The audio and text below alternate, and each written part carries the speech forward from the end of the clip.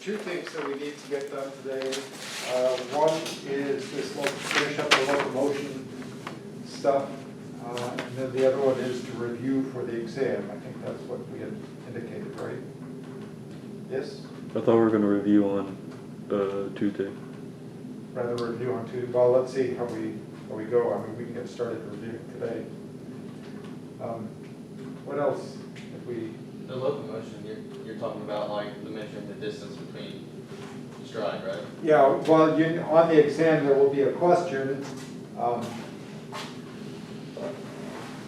will give you data, right? I will give you what a foot size is, and then what the stride length is, and then you have to be able to tell me how Okay. fast that organism or that person was going. Okay. Okay?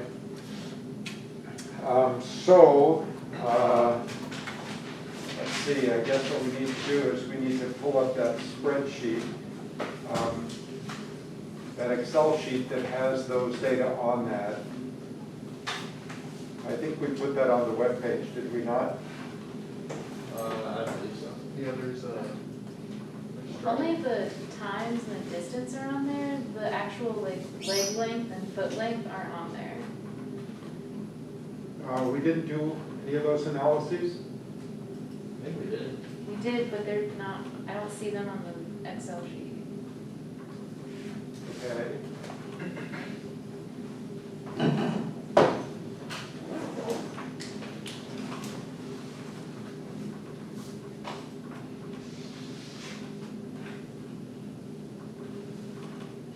Alrighty.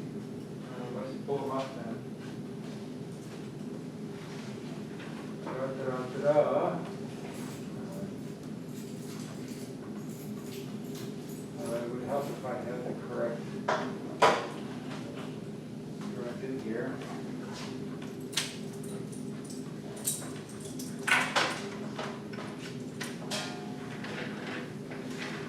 All right.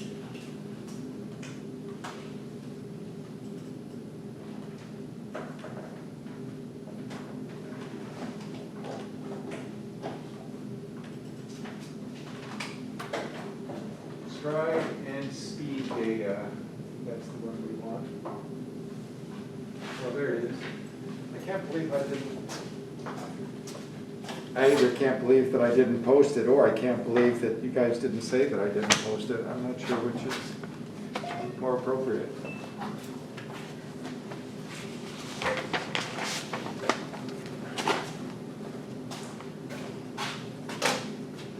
Well, I will post those data then, this spreadsheet with everything on it. Although everything that's on here, I think you could have computed from the spreadsheet that I had. There we go. Slowly but surely.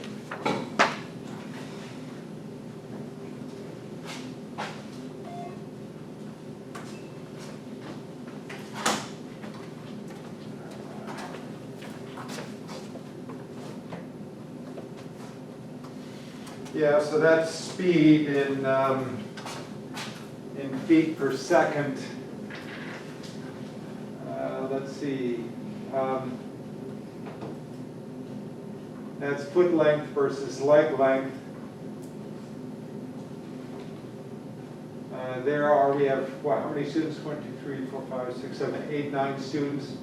So there's the foot length and leg length data, and there are the stride data. So I guess you just have the stride data and then the foot leg data, right? Just have those 2 pages?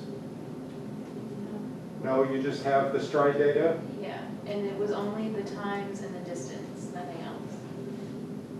Okay, well, I will post this up there then because you will need this, okay?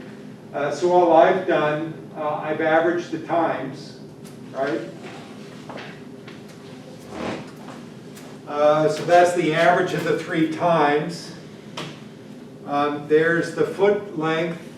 Let's see, what do I do there? Let me make it bigger so that you might be able to read it, but I certainly cannot. I can get this damn cursor over there. There we go. Okay, now we're in like Flint. All right. Okay, so what do we have? There's the average time, feet. Oh, that's the distance that the person traveled, the inches that the person traveled. So there's the distance in inches. Okay. There's then the distance in feet. There's the speed. And then there is the stride length right there. Okay? So those are just simple computations based on the data that you turned in. And then for the leg length data, there it is. And there's leg length versus foot length. Okay, so up above you see the equation right there. Let's move that over. Oops, wrong one. Let's see. I think I had this issue once before where I couldn't get this damn thing to move. All right, we'll just leave it right there. There's the equation. Let's put that equation up on the board. Okay, so we have leg length equals 2.2921 2921 times foot length.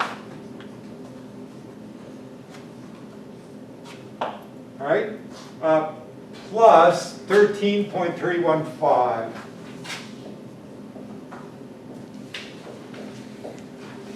Okay, so what are the units there? I think those units are in inches. If the foot length, yeah, so those are inches.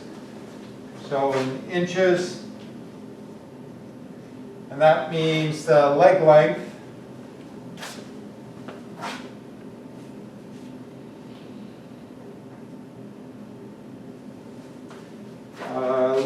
yeah, is going to be returned in inches because those are roughly the same units. Can I make that graph bigger? Can I enlarge that? Yeah, so that's going to be in inches as well. Okay? So both of those units are in inches. Leg length is in inches. All right, that's important because when we report speed, it's going to be miles per hour. All right? Good.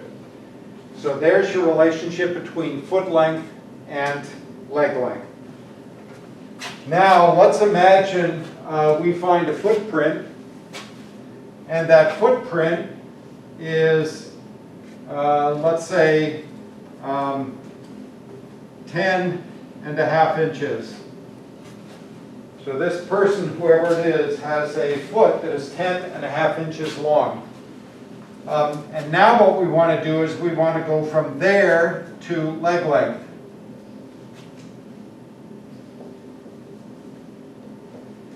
The other thing that we want, so that's the footprint.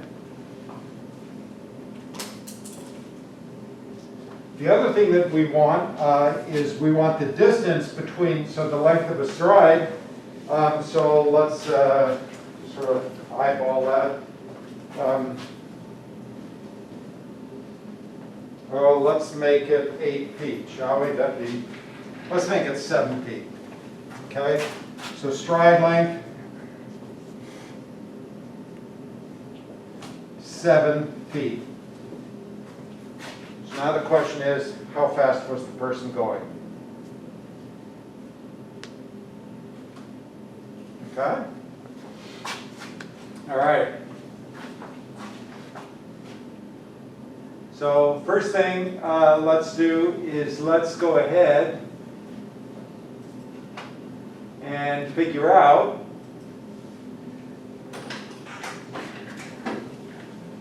let's put a little equation here on this graph, and I'll leave this equation up for you so it'll still be here when I post that file onto the web page. Let's write in our little equation. I'm going to put up here foot size okay, inches. That, so our equation, we're going to put 10.5.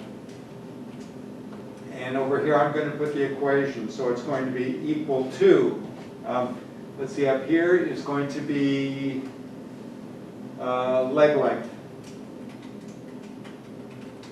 And that also is in inches.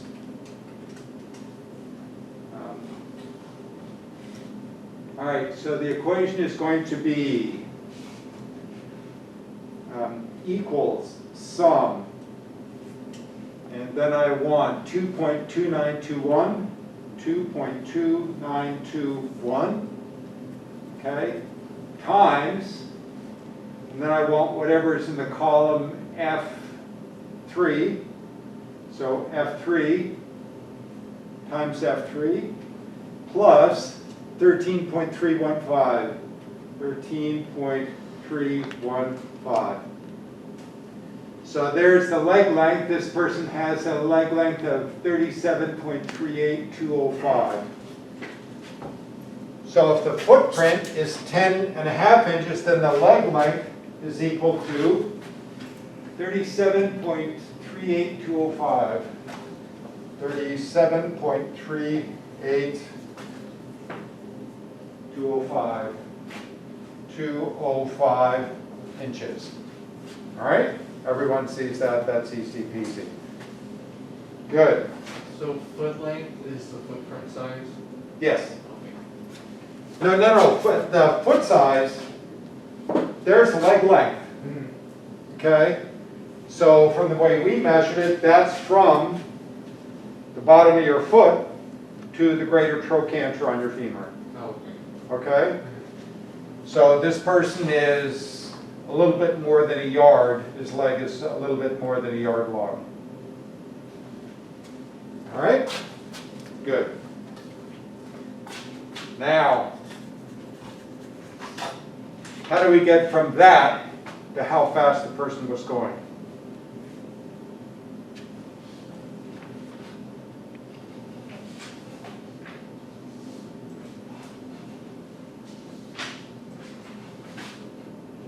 Let's go back through here, okay, and review. I think we went through all of this once before.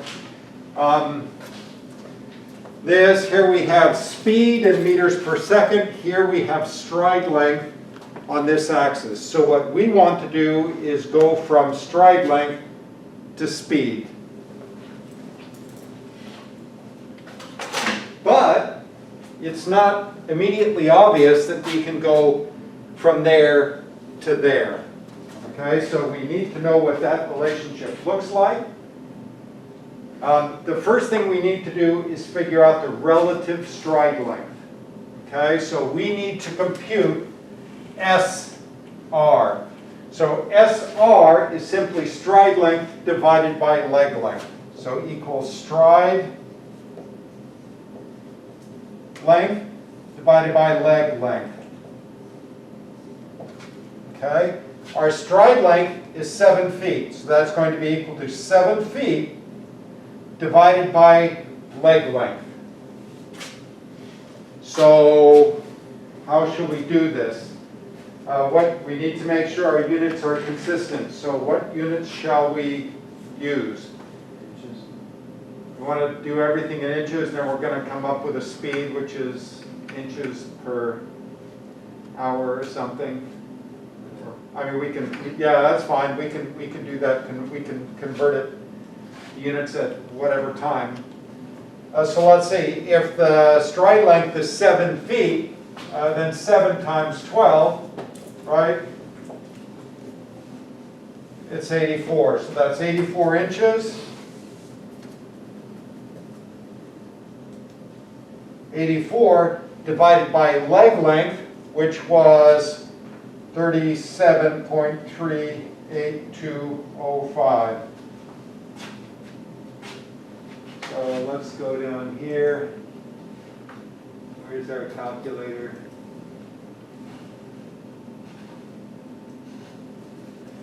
So we have 84 divided by 37.3, 37.38205.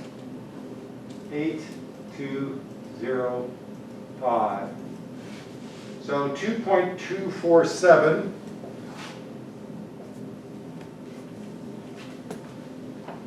0.2470677706777. We'll call it off there. Okay? Good. So our relative stride length is 2.24 whatever.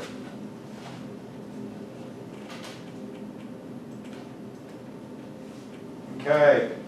So now the next thing we need to think about is dimensionless speed. And I think we had that discussion about dimensionless speed, did we not? Did we talk about how they film movies when a bridge blows up? I don't think so. Okay.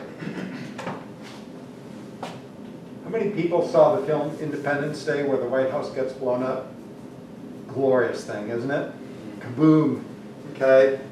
Do you think they really blew up the White House? No. Definitely. Only in our dreams, okay? Now, so how did they film it? Special effects, Yeah, but how?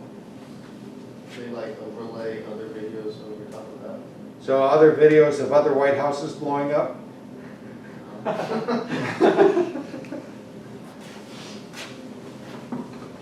Somebody paid you to make a movie where you have to blow up the White House. I mean, they're not going to let you blow up the White House. If you try, you'll get arrested and spend the rest of your life with a bunch of really interesting characters.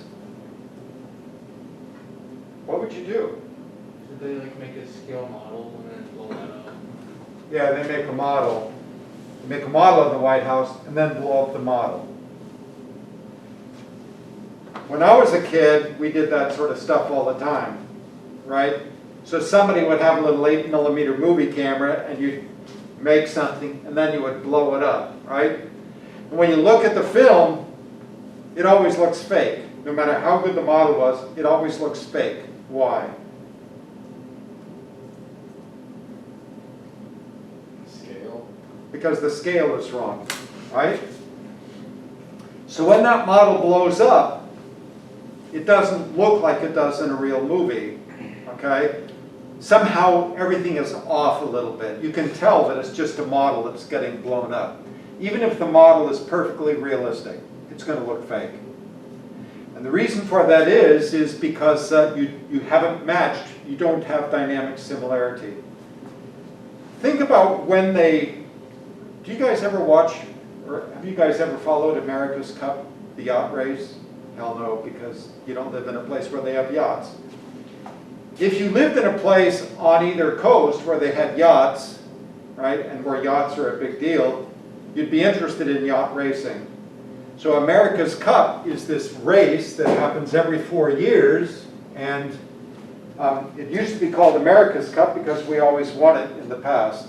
We've not won it in a while, for all sorts of different reasons, I suppose. But these yachts cost a hell of a lot of money, and they race across the ocean on a long course.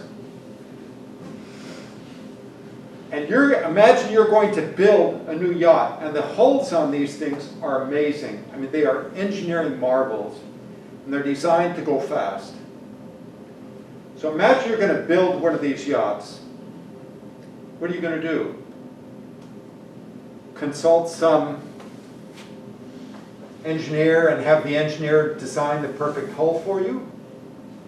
Probably not, right? Because it's going to be little subtle changes in the hull are going to have a major impact, right? I'm not sure that an engineer is going to be able to understand all of the conditions under which that boat is going to be floating. So what you do is you build a scale model. The same way they built the space shuttle. They build a scale model first. And then they're going to test that scale model. How are you going to test a scale model of the space shuttle?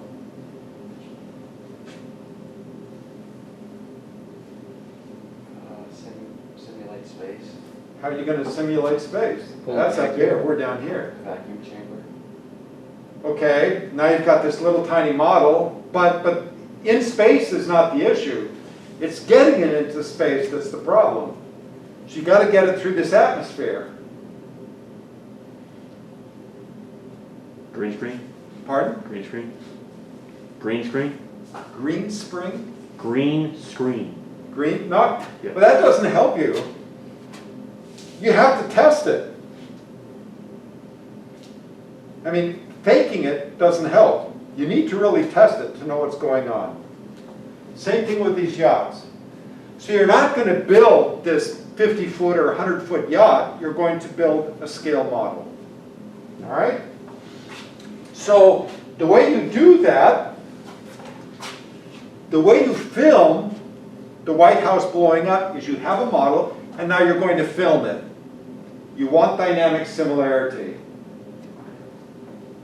What's the film rate? How fast do the frames go by per second on a camera, on a movie camera that's in the US? For NTSC standard, how many frames per second? There are two standards. There's NTSC and there's PAL, P-A-L. So PAL is the European standard. NTSC is the American standard. 30 frames? Yeah, 29.997 frames a second. And PAL is 25 frames a second. Okay? Call it 30 frames a second. And now you're going to film that White House blowing up at 30 frames a second, and it's going to look fake. So what do you have to do? You have to film it at more than 30 frames a second. You might have to film it at 500 frames a second. And then slow it down. So you cut out every 10th frame or something. So by slowing it down, after you filmed it at that high rate, you slow the film down and you replay it, and suddenly it looks very real. You've achieved dynamic similarity. Okay? So you're going to film it at high speed and then show it back in slow motion, and it looks real. How slow? That's where dynamic similarity comes into play. So when you're building that boat, what you're going to do is you're going to look at, you want the dynamic similarity, right, is going to be the speed divided by whole length times g, the square root of whole length times g. So we're using leg length. What is gravitational acceleration in meters per second? It's like 9.81 meters per second, right? 9.81 meters per second squared. Okay, so you're accelerating up until what point? We drop you from the top of the Eiffel Tower and you're falling at 9.81 meters per second. How fast are you falling when you hit the ground? Or do you reach terminal velocity at some point? You reach terminal velocity because friction, right, from the air as you're rushing past it is braking you, you're slowing down. You reach terminal velocity at some point. So no matter if we kick you out of a helicopter from 5,000 feet or from 1,000 feet, your velocity when you hit the ground is going to be the same. Okay? So we can round that off to 10, okay? So whole length times 10 and then take the square root of that, and that then is going to give us SD. So here's our dimensionless speed. So here's dimensionless speed, and here's relative stride length. Okay? Well, we have our relative stride length. All we need to do then is go from relative stride length over to the appropriate line here and then drop down like that. Okay? And that then gives us the speed that this person was going. We're going to be a little bit off because this line is designed for quadrupeds and we're talking about a biped.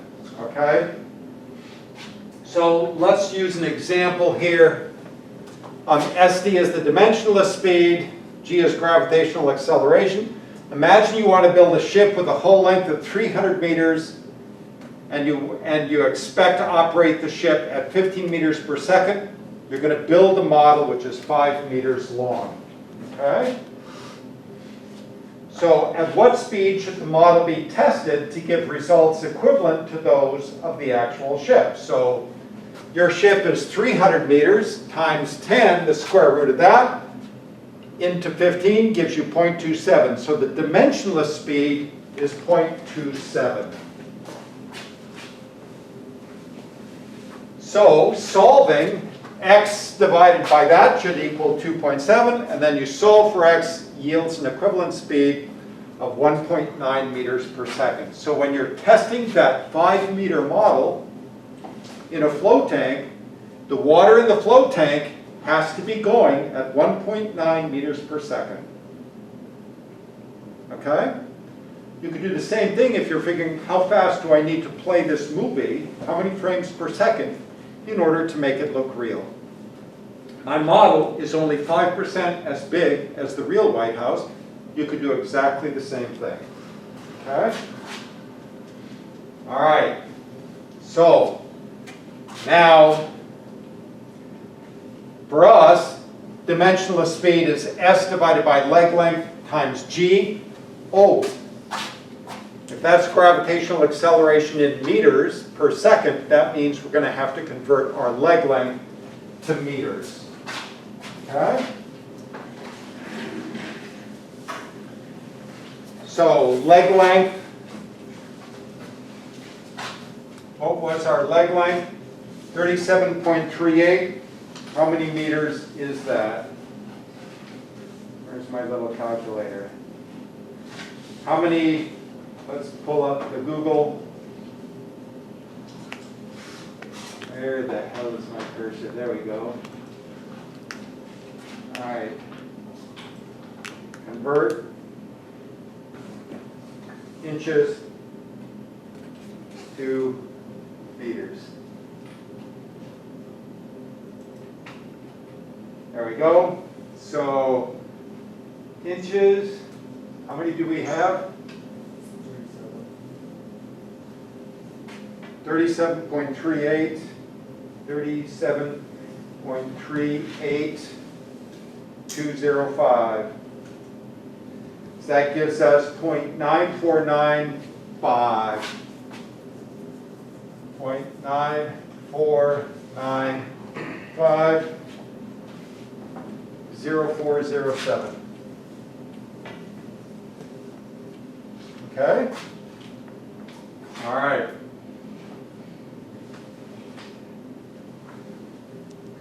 Go back to our damn PowerPoint.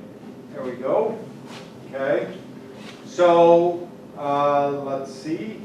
So equals, so stride length, So now we're going to regress dimensionless, and regress this against cement. We get a very tight straight line, as per the figure below. Okay. We don't have to worry about that. So the next thing we need to do, we need to convert leg length. We've already done that. So do we need to change our stride length to meters? Yes, we need to change our stride length to meters.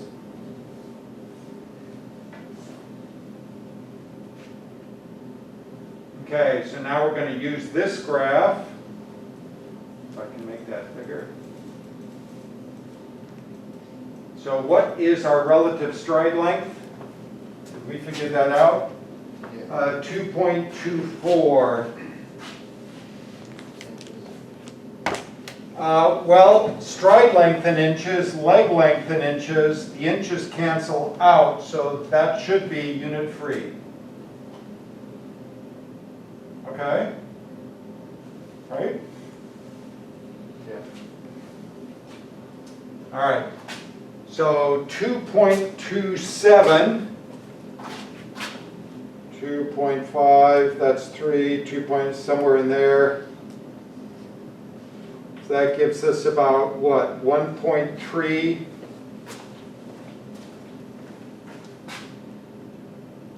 The dimensionless speed is 1.3. SD equals 1.3. Roughly. Can we make it bigger? Let's make it bigger.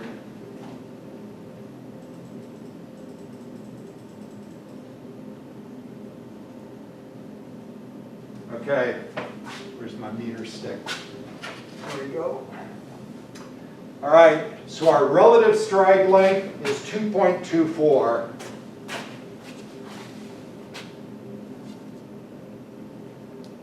That's, so 2 point, should be right about in there. There should be right about there, should be right about there. So that should be, put that over. We can do metric. Get out of there. That's about 30. Oh, great, perfect. That's all right. Where were we? Right there. It's about 3. So about 1.3. Yep, dimensionless speed is about 1.3. Good.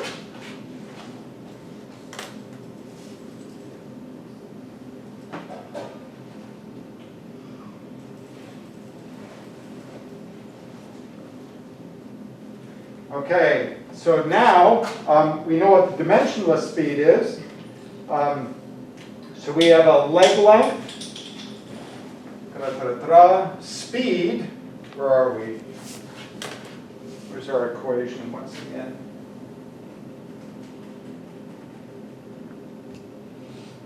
So we're going to solve this model, right?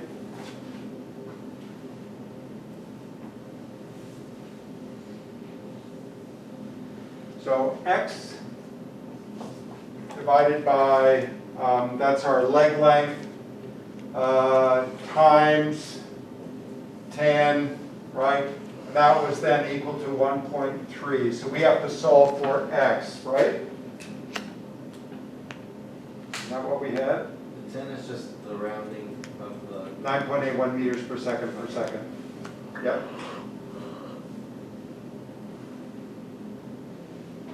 So dimensionless speed.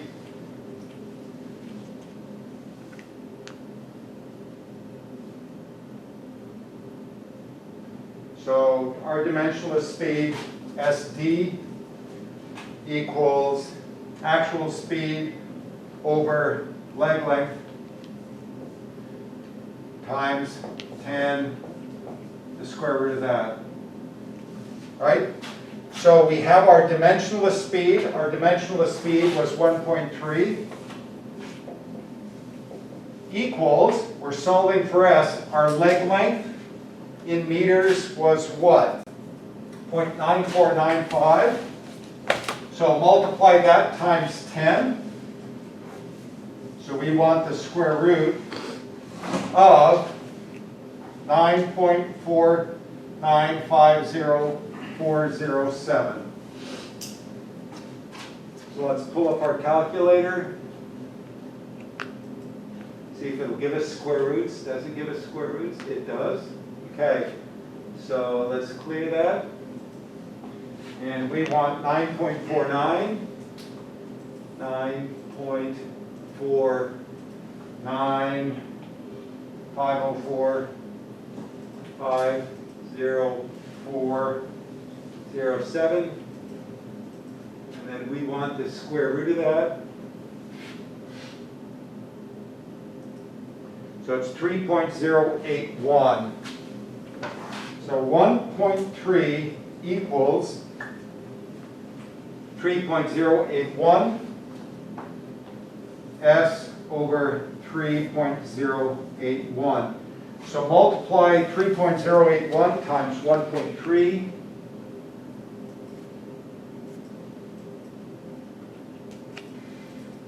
And that gives us a speed of 4.005 meters per second. So S equals 4.005. eighths, call it 0.006 meters per second. Okay, let's convert meters per second to miles per hour. So let's do the Google. Convert meters per second to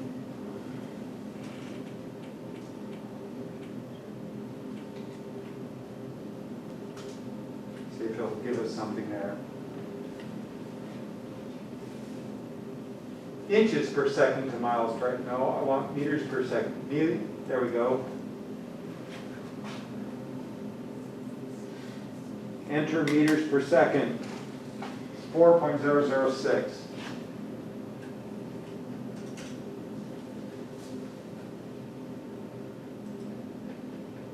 And that gives us 8.96 miles per hour.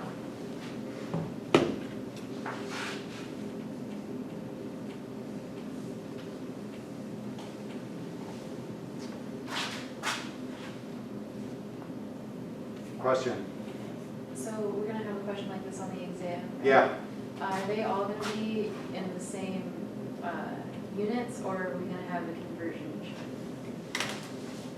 It would be cruel and unusual for me not to have, to put everything in different units, wouldn't it? So, So I guess your real question is, how cruel or how unusual is John anyway? Right? I mean, that's the honest question. I will make sure that everything is in the same units. Okay. Okay, and I won't, and probably what I'll do is I'll just leave it at meters per second. I won't ask you to convert it from meters per second to miles per hour, but we will use SI units. Okay. Yeah. So technically, we don't even use, would it be leg length? No, we did use leg because we needed to come up with relative stride length. Okay. And where did that fit into everything? Because we used that. Let's go back through all of this.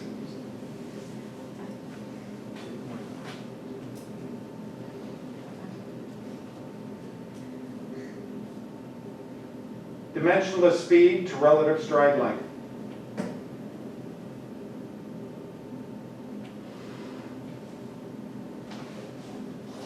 So on the exam, you will get this graph.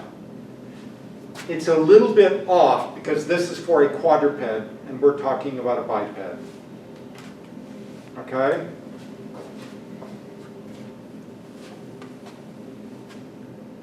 We're going to pretend like it's the right one. I mean, I suppose what we could do is we could go through the work of figuring this out for us. Okay? That's one way to get your dimensionless speed. We got our dimensionless speed. Where did we come up with our dimensionless speed? We got it from that graph, did we not?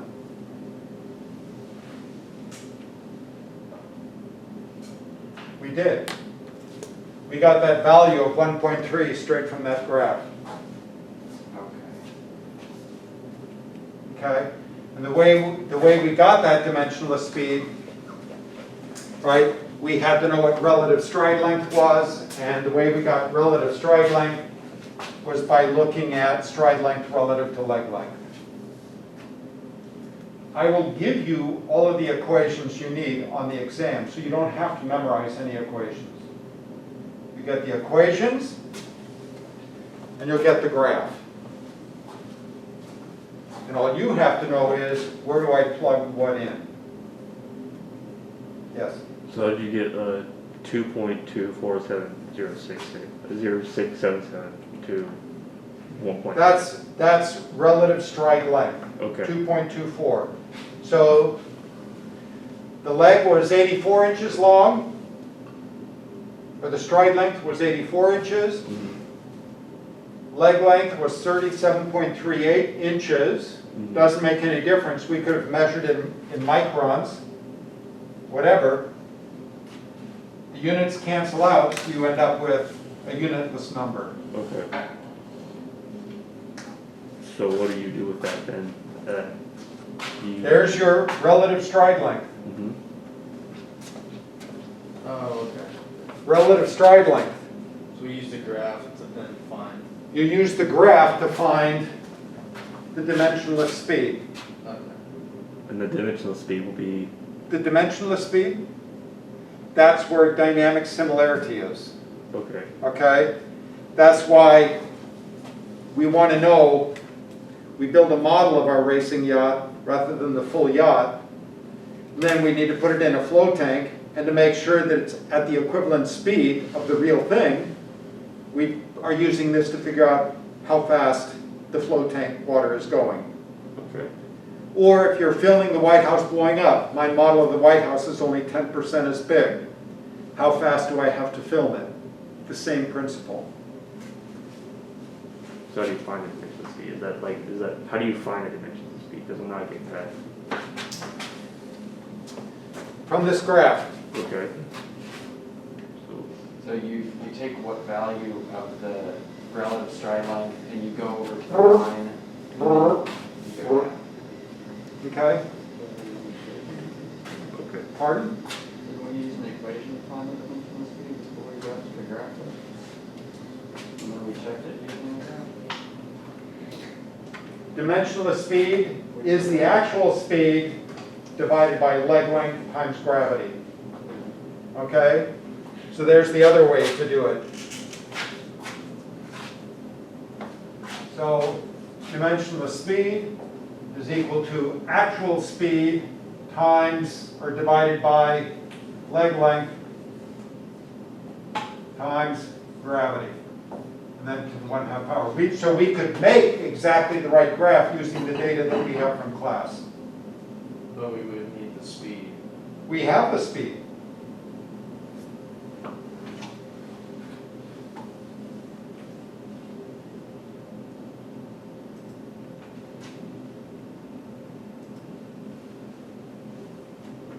So there's the time, there's the distance, there's the speed.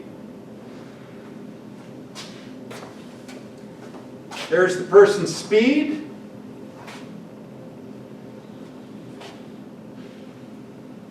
There's the distance in feet, right? So we can figure out, using this, we could figure out exactly that graph.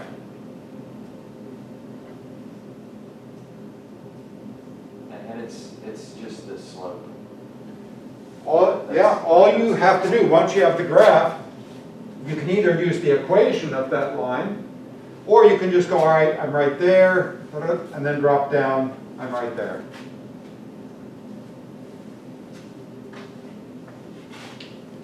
Does that make sense?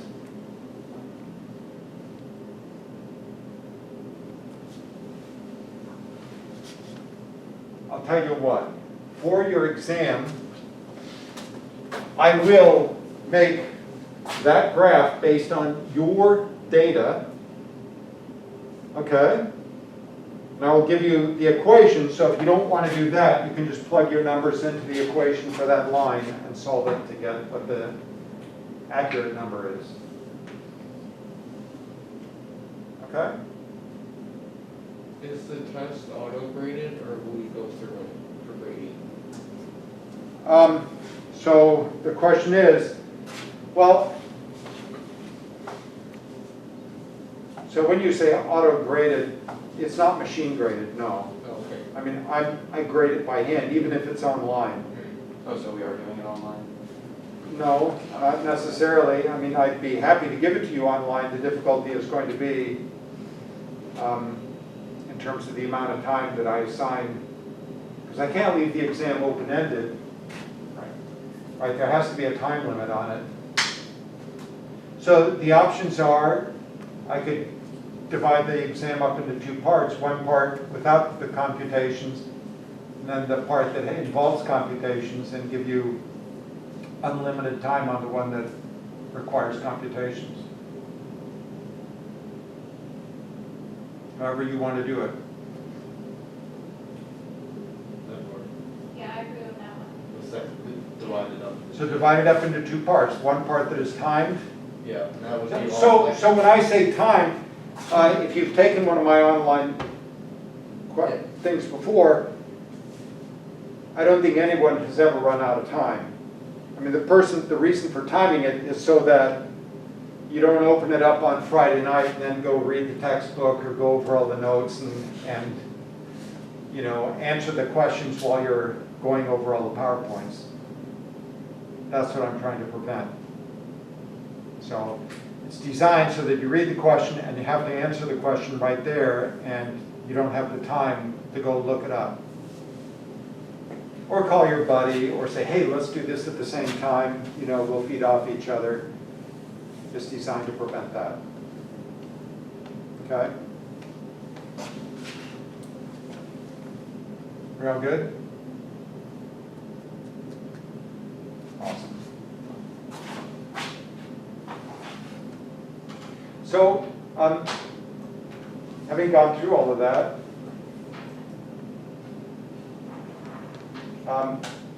are you guys, we haven't talked about dinosaurs yet, but there is this big controversy about dinosaurs, whether dinosaurs were hot-blooded or quote-unquote cold-blooded, which is a bullshit term, right? How many of you people are familiar with that controversy? Oh, yeah. Yeah, so there's a book by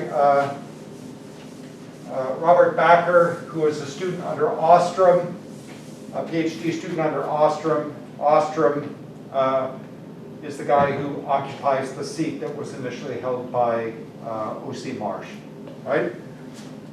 Ostrom is the guy who came up with the idea based on the fossil of Deinonychus that the dinosaurs are birds, okay? Which is a nice idea. Everybody likes that idea. Is it correct? The jury's still out, okay? But birds are what? In terms of thermoregulation, what are they? Warm-blooded. They're warm-blooded. Yeah, so what we mean when we say warm-blooded is that they are endothermic.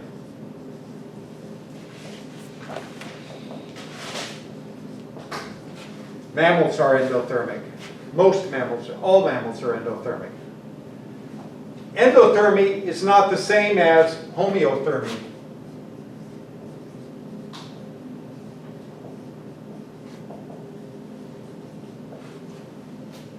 What does homeothermy mean? What does homo mean? It means like one. The same, right? Homo means the same. So is our temperature the same all the time? Pretty well, yeah. No, it's not. No. It's not even close. It fluctuates all over the place. You wake up in the morning, your temperature's a little bit low unless you're sleeping under a lot of covers, right? Your temperature fluctuates. It's not 98.6 locked in like a laser beam. It's not. It fluctuates. It'll fluctuate by as much as a degree throughout the course of a day. Ask any woman during her menstrual cycle what her body temperatures are like. They're fluctuating all over the place. Okay? There are lizards out there in the desert that during the summer regulate their body temperature more carefully than you do. They will keep their body temperatures in a narrower range than you are able to. And they do it with behavior. So we are kind of homeothermic, but not really. Sloths, tree sloths, their body temperatures fluctuate all over the place.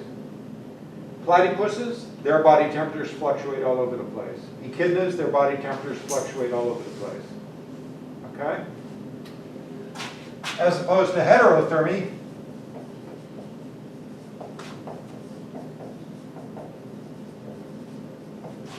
which is where your body temperature fluctuates. And poikilothermy.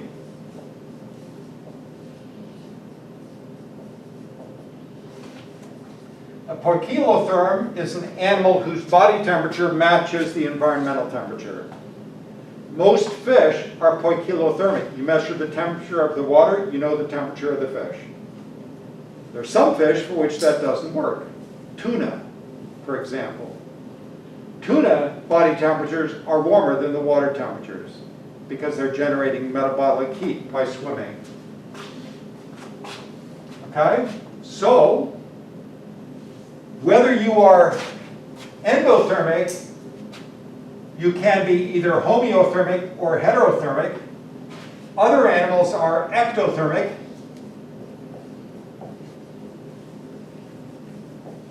And they can be either homeothermic, heterothermic, or poikilothermic.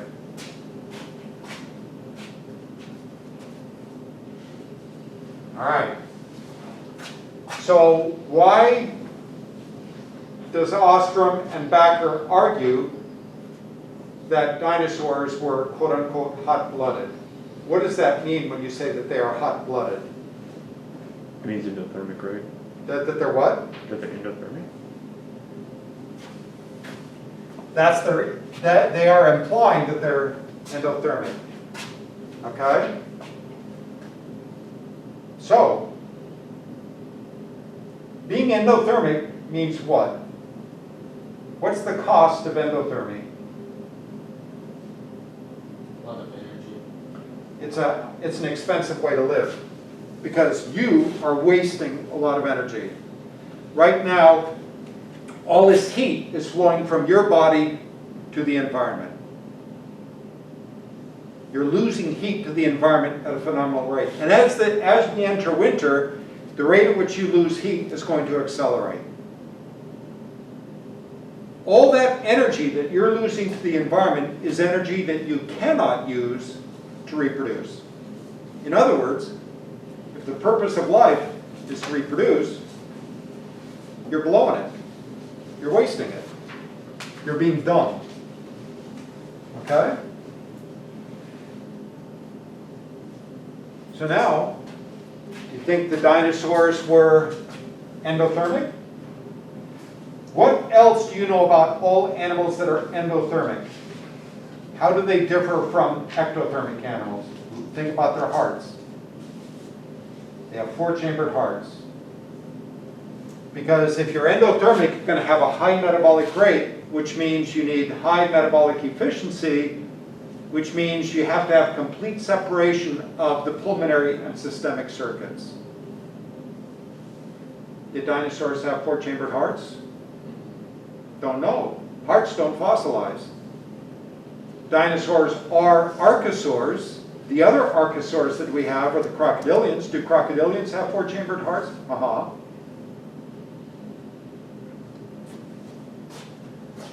Is it necessary for them to be endothermic? No, it's not. When my kids were in high school, they were in the band. So you'd go to these high school football games to watch the band. And they went to the local high schools. Nobody went to the local high school to watch the football game because the football team always lost. So everybody went to watch the band. The band finished performing. Everybody left. The stadium was empty once the halftime was over. You never missed anything either because they always lost. Okay? But I'm sitting there in the stands, and it's late October, and it's freezing. It's butt-biting cold out there. I'm there, my wife is there, we're all bundled up, you know, we got our warm jackets on and our blanket and all, and hot cocoa and all that good stuff. There's a guy sitting in front of me, one of those guys, you know his name is Billy Bob or Bob Joe or Billy Joe or something like that. He's huge. And he's wearing cargo pants and a wife beater shirt. He's so hairy, I mean, you could shave numbers on his back and be able to read them at 1,000 yards. I mean, this guy, this monstrous guy, and he's sweating bullets. It's like 30 degrees out, and this guy's sweating. And he's going, damn, is it ever going to get cold around here? I'm going, yeah. In other words, surface area to volume ratio matters. I'm at a point, it's 32 degrees outside, unless I'm dressed warm, I'm going to be cold, right? That's true for you guys as well, but there comes a point, you get enough body mass on you, you can't lose heat fast enough. That's the problem that a blue whale has. That's the problem that a gray whale has. Gray whales, when they migrate from the Chukchi Sea down to Baja, they do not feed on that migration. They are frantically trying to lose weight so that by the time they get to Baja, they're not going to overheat. So the dinosaurs are so big, their surface area to volume ratio is so small, their major problem is getting rid of heat, not getting warm. So if you look at a small animal, and here's the daily temperature variation, a small animal's temperature is going to do one of those things. A dinosaur's temperature is going to do that. Its body temperature is going to stay constant regardless. And it's not because it's endothermic or ectothermic, it's simply because of its body mass, its surface area to volume ratio. So it's going to have a constant body temperature just by virtue of its size. It's got nothing to do with anything else. 2-chambered heart, 3-chambered heart, 4-chambered heart doesn't make any damn difference. Its body temperature stays constant because of its size. That's called thermal inertia. Okay? It was warm back in those times too, so it wouldn't. Well, yeah, but don't forget, the dinosaurs were found in the Arctic as well. Okay? So dinosaurs were essentially had a worldwide distribution, so they were encountering all sorts of different thermal regimes. Okay. How do we get off on that topic? Something about dynamic similarity. Okay. All right. Let's look at an old exam, shall we?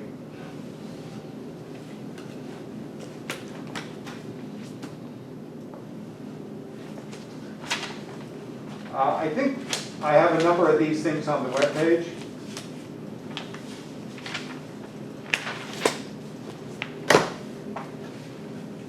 Okay, so there are the standard questions that basically every class I ever teach has to answer.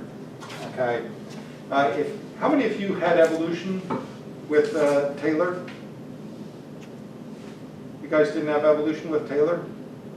Just I didn't go here. Okay, that's fine. It was a long time ago, but he's such a memorable character. Okay. You have to be able to define evolution, right? Evolution is defined as changes in allele frequencies over time. That should be old news to all of you, right? Yes? Okay. It's not people coming from monkeys. It's not an unfalsifiable theory about the origin of life. It's not changes in morphology over time. Granted, automobiles have evolved. Betty Crocker cake mix boxes have evolved. Kraft macaroni and cheese boxes have evolved. Not the product, but the boxes have evolved. Okay? But that's not our definition of organic evolution. So evolution in its common form is just change over time. We're talking about organic evolution, so biological evolution, and that's changes in allele frequencies over time. Have humans evolved in the last 100,000 years? Who says yes, who says no? Yes. I have one yes, two yeses. I mean, yeah, but not in any meaningful way. What do you mean, not in any meaningful way? Look at this whole presidential election. This whole presidential election is sort of the anti-Obama election. But that doesn't have to do with allele frequencies. You don't think allele frequencies have changed? Well, maybe in Alabama. Okay. So, didn't we do this? There's the US, Florida, Baja, South America, Europe, India, Southeast Asia, Australia, Africa. Didn't we do that graph? So, where do people come from? Africa. What do people from Africa look like? Brown hair, brown You skin. guys know Fidel Atul? Yeah. What does he look like? That's what humanity looks like. Okay? So humans go this way. What do people in Asia look like? Brown. Dark hair, dark eyes, dark skin. What do the North American Indians look like? Brown. South American Indians? Brown. Australian Aborigines? Brown, black. Okay? White people? White. As who was it that was commenting on the last presidential debate? Somebody kept talking about blacks and whatnot, and this guy was criticizing that. Says, well, we don't talk, I mean, how can you say this person isn't black? You know, well, he's not really black, he's just brown. And then the guy goes, well, you're not really white, are you? This person's all offended. He says, what do you mean? He says, well, you're more pink than white. Which I thought was hilarious. Okay. So where do the honkies come from?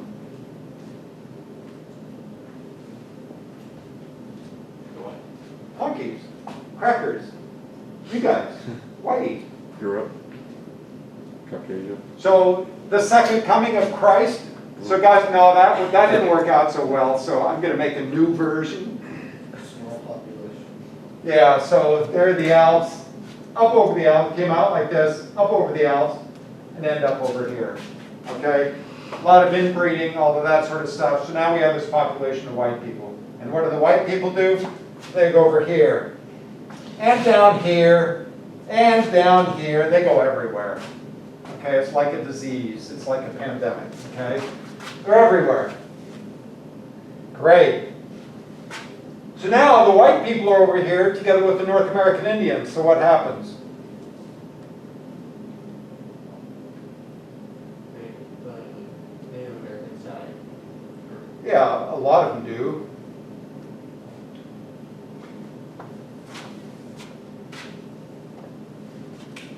On our faculty, she left this year.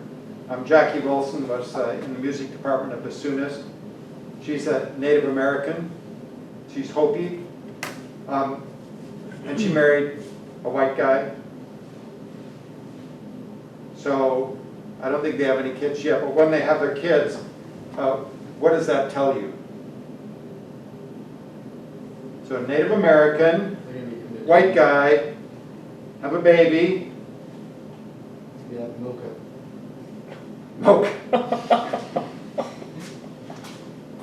It's like cappuccino with extra. Yeah.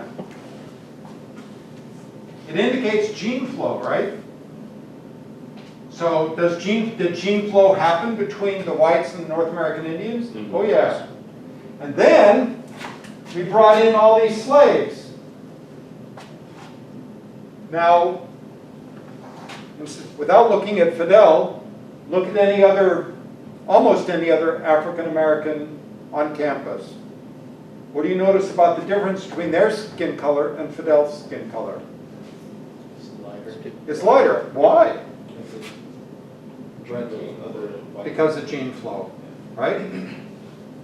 So, have the allele frequencies changed over time? Yes. Yes. So we've evolved. In the last 20,000 years, allele frequencies have evolved. Just that simple. Yeah. Have humans evolved? Uh-huh. Did we change into another species? No. You don't have to change into another species to evolve, right?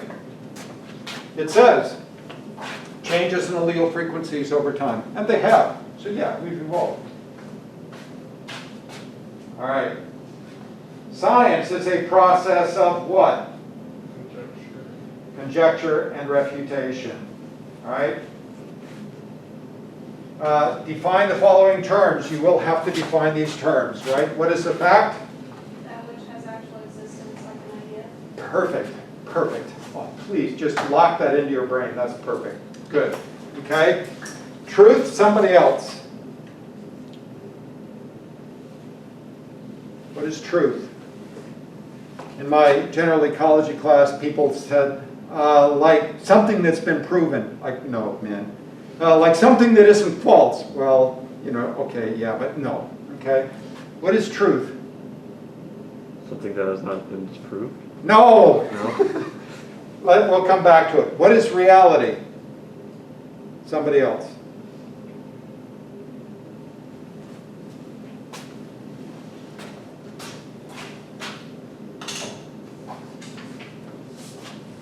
What is reality? Go ahead.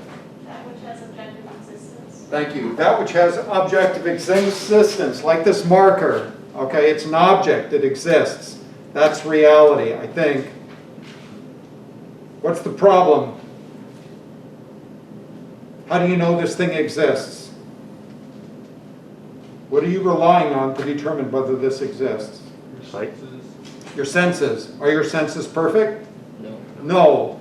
Your senses only give you partial information. They only give you enough information to do two things. Your sensory system is designed to allow you, to enable you to do two things.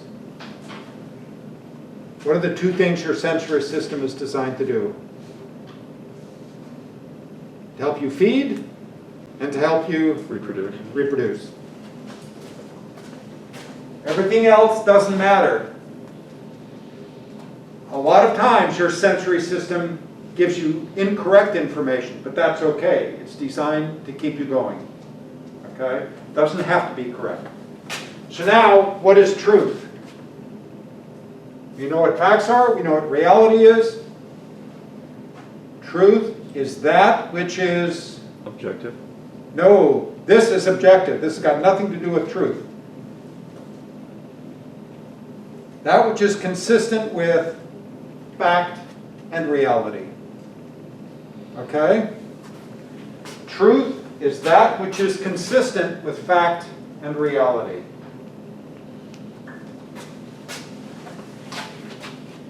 What is belief?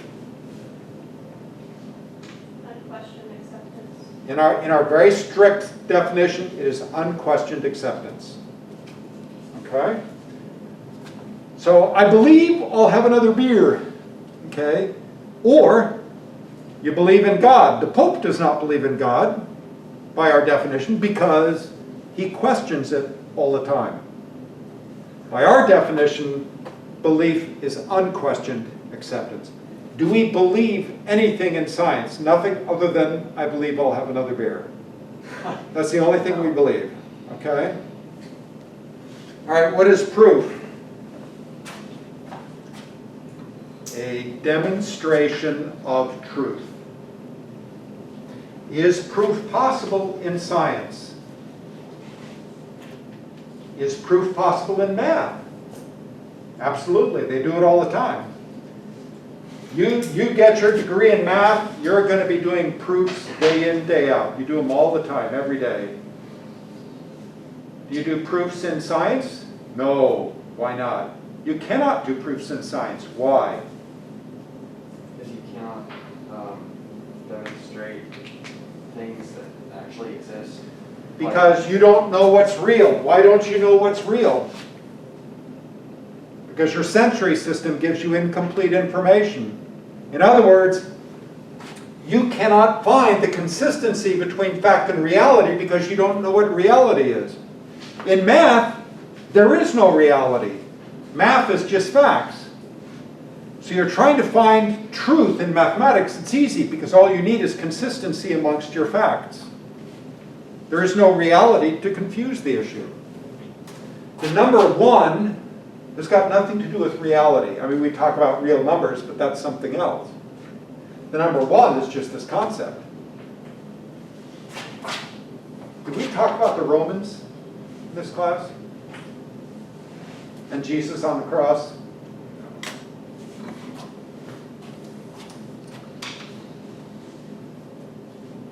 So let's think about the importance, I mean, just to drive home the importance of what we're talking about here.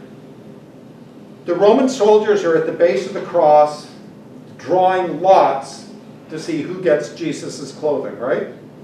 You guys all remember that from Sunday school, or in my case, parochial school, right? Why? Isn't that gambling? No, they weren't gambling. What were they doing?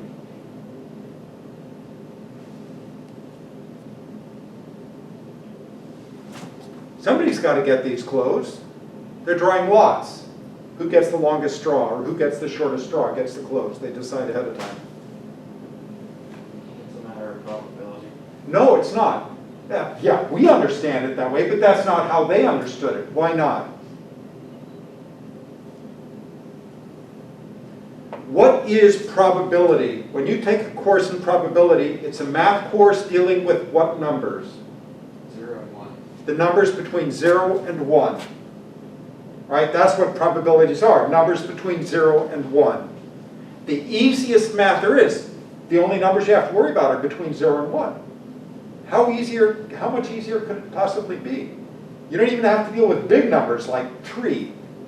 It's just between 0 and 1. All right, what's the Roman numeral for 10? For 5? For 1? For 0? There is none. There is none. The Romans didn't understand the concept of 0. They didn't understand nothingness. The Bible is based on the idea that there cannot be nothingness.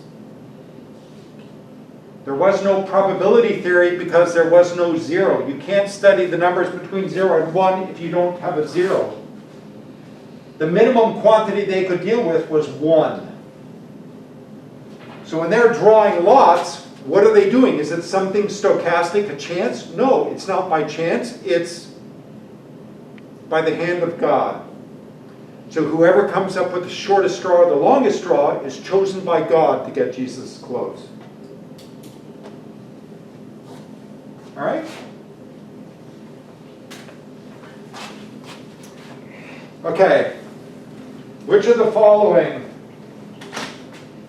is not one of the fundamental principles of biology? Or which of the following, yeah, it's not a fundamental principle of biology. So are the laws of physics and chemistry a fundamental principle of biology? Say yes. Yes, because you are all physical beings, right? You obey all the laws of physics and all the laws of chemistry. If we heat you up high enough, what's going to happen? Your body's going to boil. Okay? If we take you out from the top of towers and drop you, we'll hold you by your ankles and then start the clock and drop you, we can compute exactly when you're going to hit the sidewalk down below. We'll use, gravity is 9.81 meters per second squared. We'll figure out, we'll time you and say, yep, she did it or he did it. It was perfect. Okay? You're a physical body and you're going to obey the laws of physics, period. The law of gravity, yeah, same thing. The cell law, what is the cell law?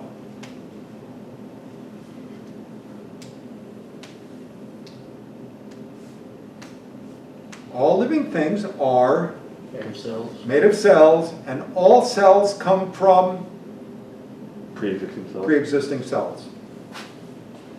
Are viruses alive? No. They're not, because they're not made of cells. Okay, do they reproduce? Really good. Ask Donald Trump. Okay?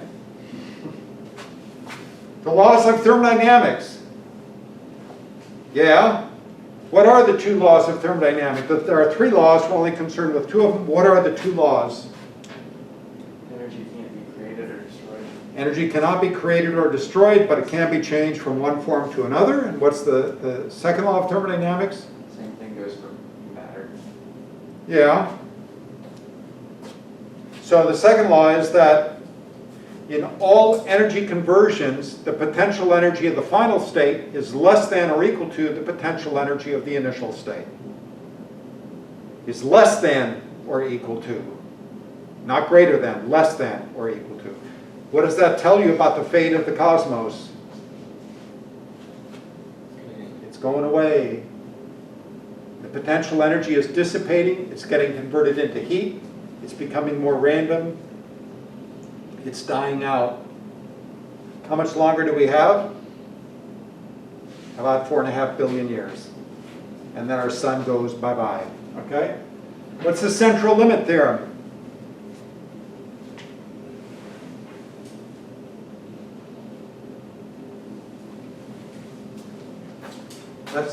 That's from probability and statistics. It's got nothing at all to do with us. That's not strictly true, but it's got nothing to do with the fundamental principles of biology, okay? All right, what are the 5 observations of Charles Darwin? There's variation amongst organisms. There is variation amongst organisms. We're not all good looking. We're not all brilliant. We're not all tall. We're not all short. We're not all, blue-eyed, whatever. We don't all get full heads of hair. Okay, we're all different. Each and every one of us. Are identical twins identical? Ever looked at a pair of 90-year-old identical twins? How similar do they look? Not very. Why is that? Not the exact same genetic makeup. Pardon? Not the exact same genetic makeup. Yeah, so what changes?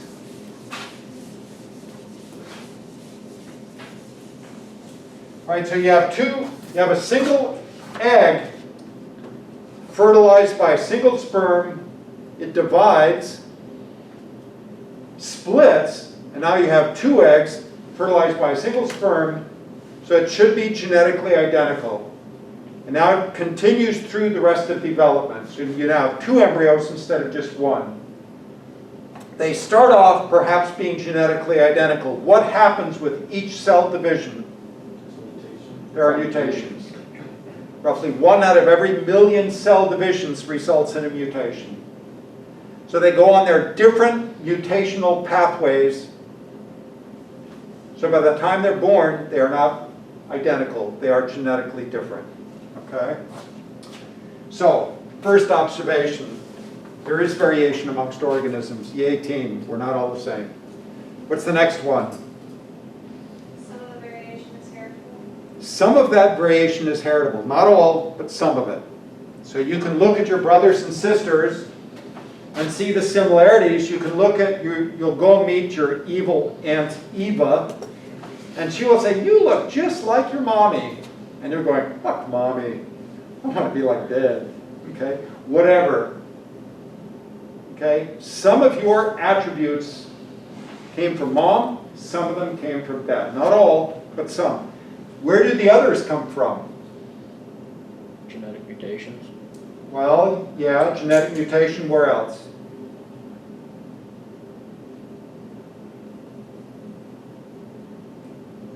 What else influences the way you look? Environmental factors? Environmental factors. You made the decision going into first grade that you were going to grab an extra donut every morning. Okay? So by the time you graduated from college, you were effing huge. Or you made the decision in junior high school that you're going to go out and run 5 miles every day.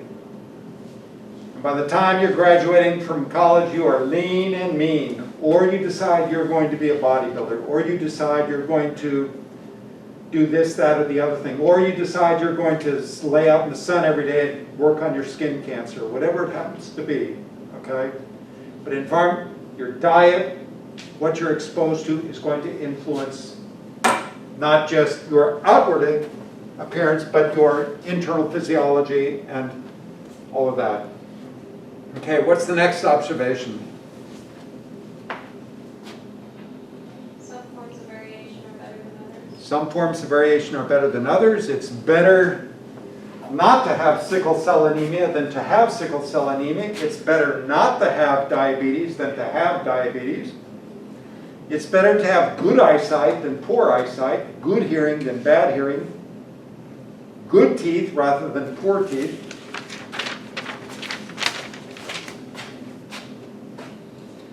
What's the next one?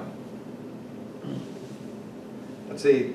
There is variation amongst organisms. Some of that variation is heritable. Some forms of variation are better than others.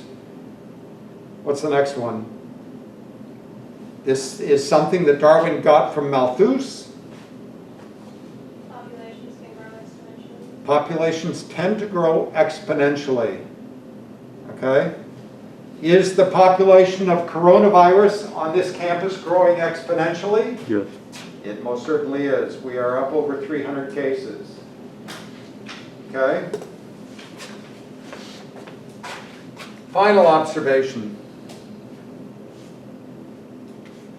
How long can the coronavirus grow exponentially on the SEMO campus? Not long. Not long, because when we hit 10,000, that's it. Nowhere else to go. Okay, so the growth of the coronavirus population stops when everybody is infected. It reaches some limit. How many elephants can you have on the planet? Well, a finite number. There is a limit to how large that population can get. How many cockroaches can it? When we're knee-deep in cockroaches across the entire surface of the planet, that's probably it for cockroaches. Okay? There is a limit to how long that exponential growth can go on. So what does Darwin conclude from those 5 observations?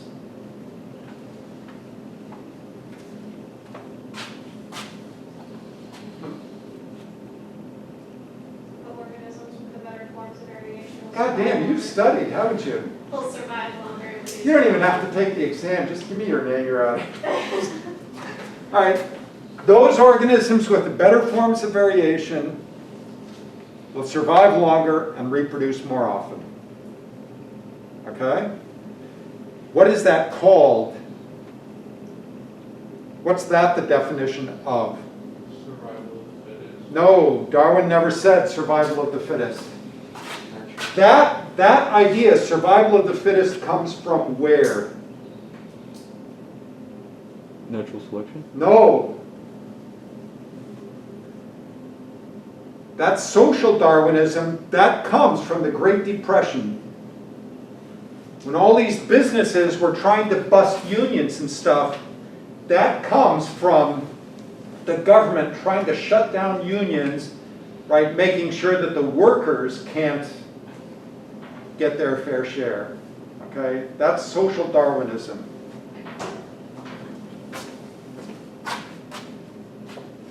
What's the conclusion? Those organisms with better forms of variation survive longer, reproduce more often. That's called natural selection. Okay? It's not only the strong survive. That's bullshit. Okay? I know a lot of really strong guys that are dead. I mean, they're not so strong now, but they were. It's not just the fit survive. I know a lot of unfit people that are still with us.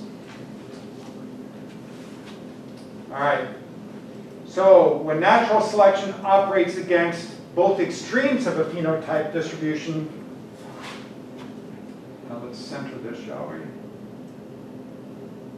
When natural selection operates against the extremes and favors the center, what kind of selection is that called? Stabilizing. A perfect example is human birth weight. All right, when prairie dogs give alarm calls that benefit their relatives but place the alarm caller in danger of predation, that's an example of what kind of selection? kin selection. Kin selection. Okay? Do the prairie dogs give the alarm calls when you transport them or translocate them into a different family unit? They don't. They only give the alarm call when they're surrounded by their kin. What is homology? We need to talk about homology and analogy. The wings of a bird and the wings of a butterfly, are they homologous or analogous? They're analogous. They are analogous. The wings of a bird and the wings of a bat, are they homologous or analogous? Analogous. They're what? Analogous? Yeah. Wait, what did you say? Are they, what are they? Wings of a bird, wings of a bat. That's a hard one. Okay. Your wrist and the wrist of a gorilla. Homologous or analogous? Homologous. Homologous. Your upper arm and the upper arm of a dog. Homologous or analogous? Homologous. Homologous. Your upper arm and the upper arm of a cockroach. Homologous or analogous? Homologous. Analogous. I was gonna say. Homologous? Homology is similarity in structure as a consequence of common descent.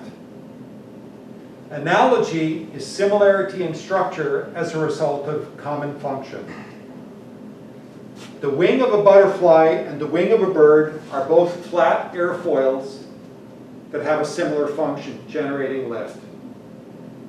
But they don't have common origins. They're not there by common descent. There is no close ancestor to both birds and butterflies. Here's a fun one. Anterior limb bones of a whale and anterior limb bones of a human being. Homologous. Okay?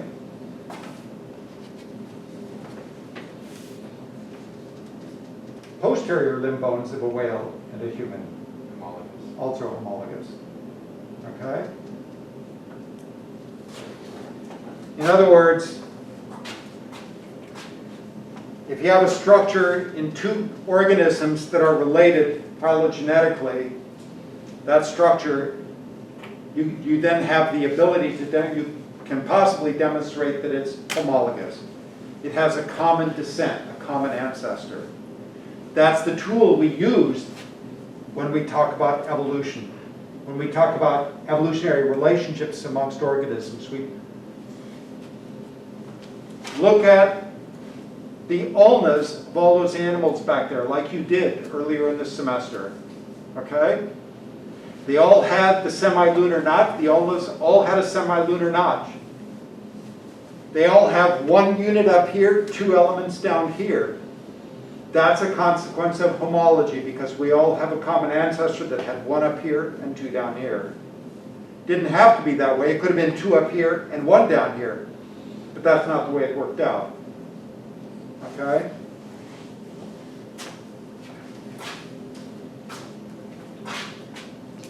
Okay, the idea that organisms are perfectly adapted to their environments is what? Adaptationism. Okay? What is progressivism? Means things gradually get better over time. Right? It does, means what? Does it mean like things gradually get better over time? Okay, so that there is progress, right? Yep. So it's progressing towards some ultimate form. In terms of iconography, give me an example of progressivism.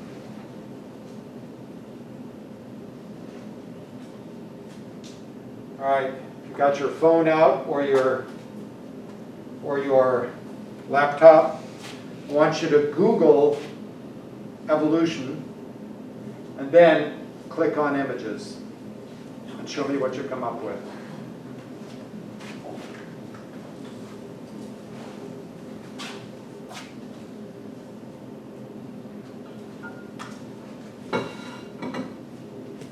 What do you come up with? I assume it would be like the picture of the. It'll be one of two things. It's either going to be the ladder of life with the fish down at the bottom and a rat or a salamander a couple of rungs up and then a rat and then a monkey and then a man at the top. Or it'll be like a fish coming out of the water And then in front of it, it'll be like a rat, and in front of the rat is a monkey, and in front of the monkey is an ape, and in front of the ape is Neanderthal man, and in front of the Neanderthal man is modern man, spear chucker man, and in front of spear chucker man is businessman, complete with a briefcase and a three-piece suit. Okay?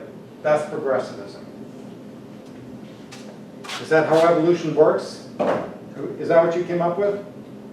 Yeah, I was just gonna say my favorite example is there's this website that I get batteries from for projects in the house. But Yeah. yeah, That's the notion of progressivism. Okay? What's gradualism? So, all of these things are what? Examples of what?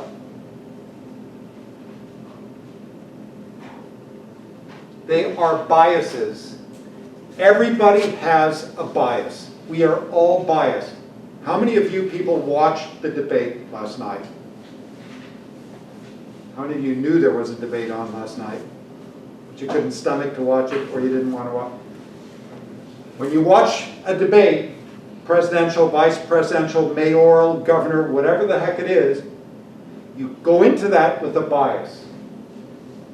You say, I already like this person, or I already hate this person. You're going into it with a bias. You're biased towards the person that has this view or that view. You're not going into it unbiased. Okay? It would be wonderful if we went into those things unbiased, but we can't, because we have this lifetime of experience behind us. All of these things are biases. Progressivism is a bias. Evolution doesn't progress towards anything. All evolution does is what? It favors those organisms that have combinations of traits that allow them to live longer and reproduce more often. Gradualism is that all evolutionary change is slow. Is all evolutionary change slow? No. At the end of each major mass extinction event, evolution was extremely rapid. How's about the AIDS virus? That burst on the scene in a hell of a hurry. Or the COVID-19 virus, that burst on the scene in a hell of a hurry. That's rapid evolutionary change. Determinism, that's the idea that your fate is determined by your genetic heritage. And it ignores the idea or the fact that there's a huge environmental component to it. Just because your parents are stupid and poor doesn't mean you have to be stupid and poor. Okay? Because given the opportunities and given the education, you could be the next Albert Einstein or whatever. Adaptationism is the idea that we are perfectly adapted. Are we perfectly adapted? No. If we were perfectly adapted, men wouldn't have nipples. But they do. If we were perfectly adapted, we wouldn't have pinky fingers, but we do. If we were perfectly adapted, we'd all be bald, or we'd all have hair. Okay? How about Catholicism? Is that a bias? No, it's a religion. Okay? You may like it, you may not like it, but the religion might be biased, but it's not one of our biases. Okay. We haven't talked about this next question, but we could ask it. What comes first, high metabolic rate or insulation? Think about the evolution of mammals. Reptiles are what? For the most part, reptiles are ectothermic. Mammals are endothermic. Mammals evolved from the reptiles. So suddenly mammals have a high metabolic rate. There are two things that distinguish us from the reptiles. More than two, but two key points. One is we have fur. All mammals have hair. What's the definition of a mammal? What two characters define a mammal?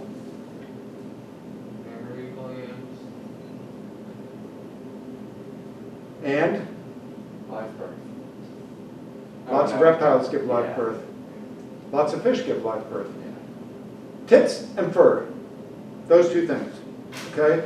That's how you know it's a mammal. So, What comes first? We all have a high metabolic rate. What comes first? The insulation, the fur, or the high metabolic rate? Evolutionarily, they're not going to happen at the same time. One is going to precede the other in the evolution of attributes. So which one shows up first? Insulation or high metabolic rate? There was a guy, George Bartholomew at UCLA, who asked that question and did the experiment. What he did was, he went out into the field and he caught a bunch of desert iguanas. Desert iguanas are these really cool lizards, and they operate at a body temperature which is at 44.5 degrees centigrade, half degree below their critical thermal maximum. And they keep their body temperature there all day long. And the reason they keep that body temperature high is because they're eating creosote leaves, which are extremely hard to digest. So they're fermenting the seeds, and the only way they can ferment the leaves, the only way they can ferment it is by keeping their body temperature really high. So now, what he does is he traps these guys, brings them into the lab, puts them in a big aquarium like that with heat lamps at one end. And they're all spending their time at the hot end of the aquarium trying to stay warm. What he does then is he goes out and he traps a bunch of little paramiscus, and he skins them and he tans their little hides, and he makes a little fur coat for each lizard. So he takes the lizards away from the heat lamp, turns off the heat lamp, allows everything to cool down, puts the little fur coat on each little lizard, turns the heat lamp on, and the lizards go up and they lay under the lamp and they never get warm. And ultimately they die because they can't get warm. Because the insulation keeps the heat out. Which would then imply that they must have evolved the high metabolic rate first before they evolved the insulation. But now let's imagine they evolved the high metabolic rate before they have the insulation. There you are, you're a lizard, you have a high metabolic rate, but no insulation. Holy shit, you got to eat all the damn time because you're losing heat at a phenomenal rate without the insulation. So you starve to death. You see the problem? Neither scenario works. There it is, proof that God exists. He's fucking with us. He's messing with our little heads, okay? We have no stinking idea. Okay, we've not talked about thermal neutral zones. We have talked about crocodilians and four-chambered hearts. Is that true or false? Do crocodilians have four-chambered hearts? Yes. They do, indeed, like birds. Are bird four-chambered hearts just exactly like mammal four-chambered hearts? No, they're plumbed differently. Okay, the plumbing is different. Okay, what defines a vertebrate? Oh, well, first of all, the vertebrata are a subphylum of the chordata. Is that true? Yes. Right? Remember, we talked about the chordates. We talked about chordate attributes. You will have to, on this exam, list what the defining attributes for the chordates are, what the defining attributes for the vertebrates are. What are the defining attributes for the chordates?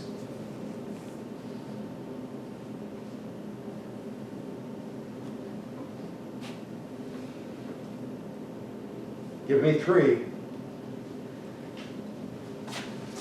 Give me 4. Give me 5. Go ahead. Notochord. A notochord at some stage of development. What else? A post-anal tail. Do you guys have a post-anal tail? You do, indeed. It's called your coccyx. It just never breaks free from the rest of the skin, okay? Right, so a post-anal tail. What else? Skulls. No. Go. Swimming, Pardon? swimming stage. Well, lots of invertebrates have a swimming stage.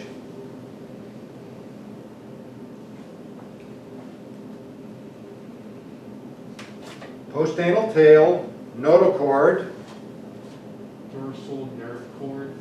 dorsal hollow nerve cord. So the nerve cord is dorsal to the notochord. What else? An endostyle. What else? You're missing an important one. The one that's related to the fact that you have jaws and the fact that you can hear is a function of these structures called the pharyngeal gill slits. Okay? We all have pharyngeal gill slits. All chordates have pharyngeal gill slits at some stage of development. Okay? The cartilaginous elements that support the gill slits end up being what? What's the first pair of cartilaginous gill arches become? What do they become in you? The eardrum? Pardon? The eardrum? No, it's not the first pair. Close, but not the first pair. That's like the second or third pair. They become the palatoquadrate cartilage, which forms your upper jaw, and Meckel's cartilage, which forms your lower jaw. Okay? The second one becomes the hyoid arch, which supports your tongue. The next one becomes the columella, and then ultimately the incus and the stapes move up in there, derived from Meckel's cartilage and the palatoquadrate. Then the subsequent ones become the cricoid rings that surround your trachea and keep your trachea open. All right. So what defines a vertebrate? Presence of vertebrae. Yep. Presence of a cranium. Yep, because the group used to be called the craniata. Okay? Duplicated Hox gene. How many Hox genes do insects have? A bunch. 3. How many do arthropods have? Arachnids have? 4. Okay? One pair or one Hox gene for every pair of limbs. Presence of embryonic tissue called the neural crust, and internal fertilization. Is internal fertilization used to define the vertebrates? No, because there are lots of vertebrates that do not have internal fertilization. So it's the first 4. The first 4. Okay. Which group is the most likely ancestral group for the chordates? Arthropods, annelids, echinoderms, or crustaceans? Echinoderms. What do we share in common with the echinoderms? Echinoderms are starfish and sea urchins, which have pentaradial symmetry as adults. What kind of symmetry do they have as larvae? Bilateral. Bilateral. What kind of coelom formation do echinoderms have? Enterocoelous. What kinds of coelom formation do the annelids and arthropods have? Schizocoelous.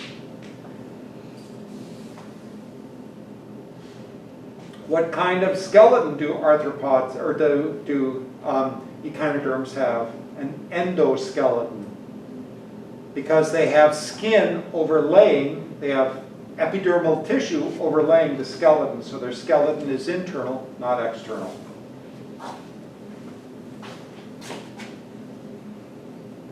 What kind of coelom formation? Did we talk about? Yeah, we did talk about coelom formation.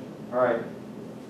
Which groups have enterocoelous coelom formation? Vertebrates and echinoderms. All right.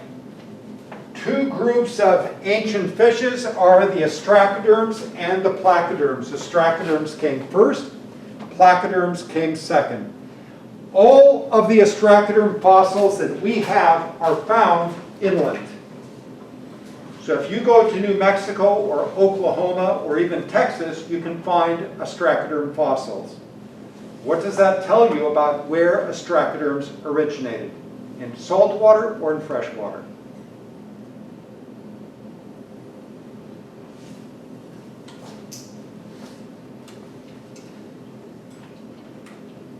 In other words,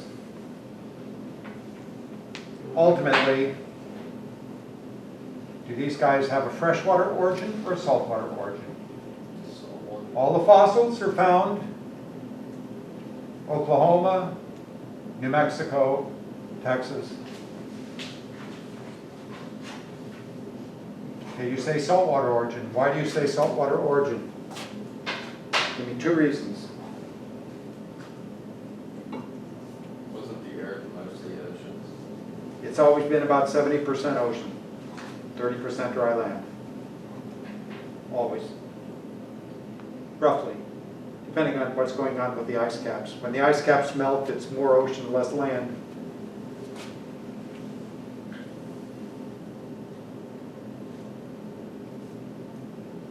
Okay.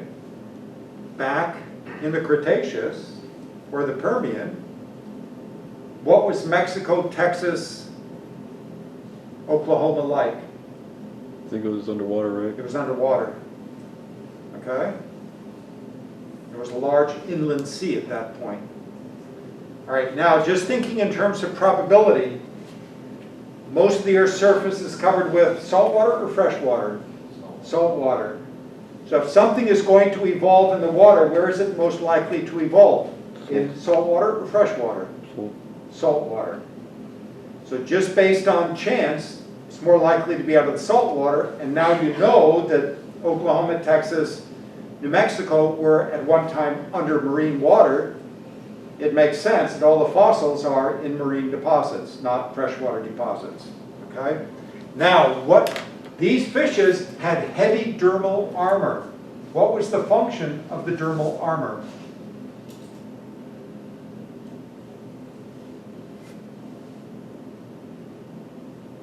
Protection? Against what? You're thinking about it in terms of life today.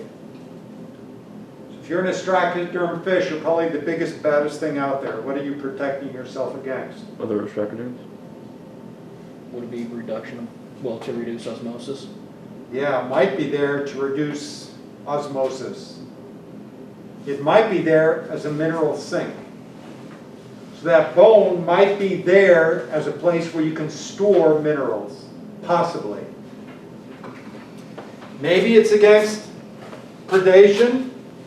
Maybe it's a mineral sink. I think most people would argue that it's there as a mineral sink. It might be there to minimize osmosis. Who has a harder time of it, freshwater fish or saltwater fish in terms of osmosis? Let's think about that. Do freshwater fish drink?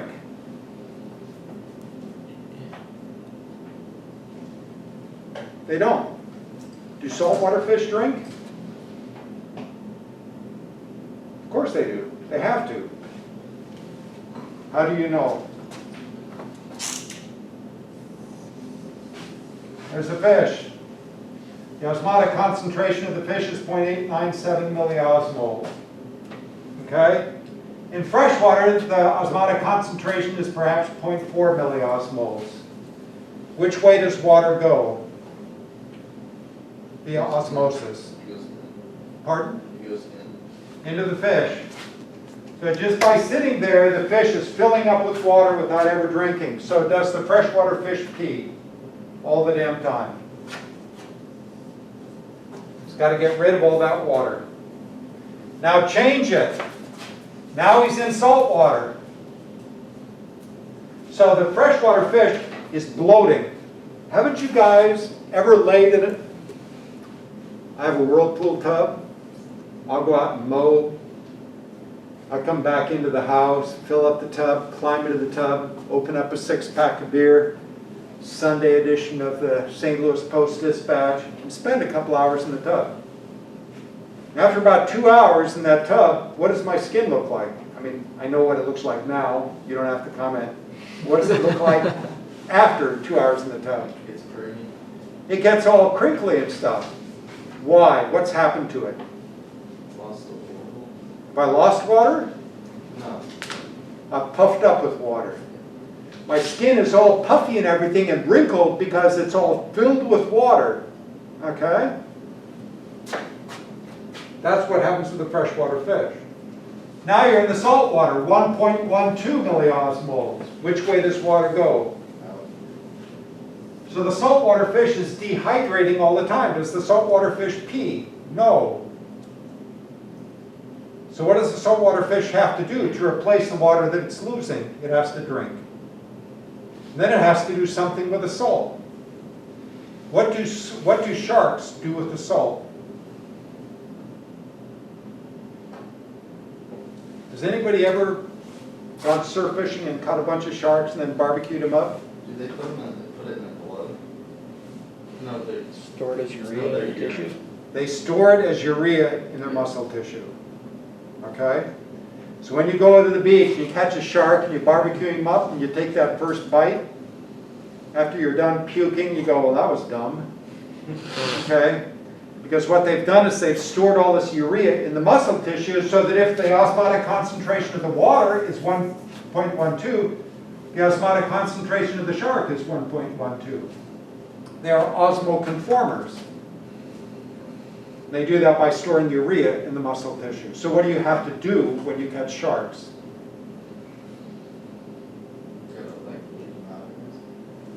Well, yeah, bleed them fine, but the urea is in the muscle tissue, not in the blood. It's in the muscle. You have to neutralize it. So you're going to neutralize it by using lemon juice and whatever citric acid you can find. So you're going to soak them in citric acid to get all the urea out. You ever notice when you go to Red Lobster and you order swordfish, it always comes just smothered in lemon juice and lime slices and whatnot? That's because you're not eating swordfish, you're eating shark. Okay? Why? Because when the Endangered Species Act was first initiated, there was so much pushback against the Endangered Species Act, especially from the fishing industry. They had a special provision there saying that commercial fishermen could catch sharks and sell them as swordfish in an effort to protect the swordfish. All right. I never get swordfish. We always get crab. I haven't been able to eat lobster or crab since 1984. I can't stomach it. I can't look at it. And the reason is, back in 1984, the dean of the College of Science and Technology at that time was a guy named Don Fremstorff, who was a big boy. He was massive. He was monstrous. He was huge. And at some point, we went to some meeting at Jeff City, and on the way back, he wanted to stop at some fancy restaurant, get something to eat, and he ordered lobster. And here's this big Bubba sitting there. He puts this bib on, and this big guy is feeding on lobster, and the butter and the slime is dripping down his chin onto his bib. And I'm looking at that going, yeah, no, just give me a burger, would you? Burger and fries would be good for me, it's all right. Okay. So ever since then, I've not been able to, I can't watch people eat lobster. I can't. I'm sure it tastes delightful. I just can't do it. All right. Ta-da-ta-da-ta-da. Skip past all that. Okay, the next group, so ostracoderms have no jaws. Placoderms also have heavy bony dermal armor, but not as extensive as do the ostracoderms, and they have jaws. So they are the first vertebrates with jaws. The ostracoderms did not have jaws. All right. Which group of fishes gave rise to the terrestrial vertebrates? Who are, we talked about the ostracoderms and placoderms. Who are the chondrichthyes? Those are the sharks. Who are the actinopterygians? The ray-finned fishes, things like trout and tuna, grouper, sunfish, darters, minnows, carp. Who are the sarcopterygians? The lobe-finned fishes, the guys with one element here and two elements here. Okay? So the sarcopterygians give rise to the vertebrates.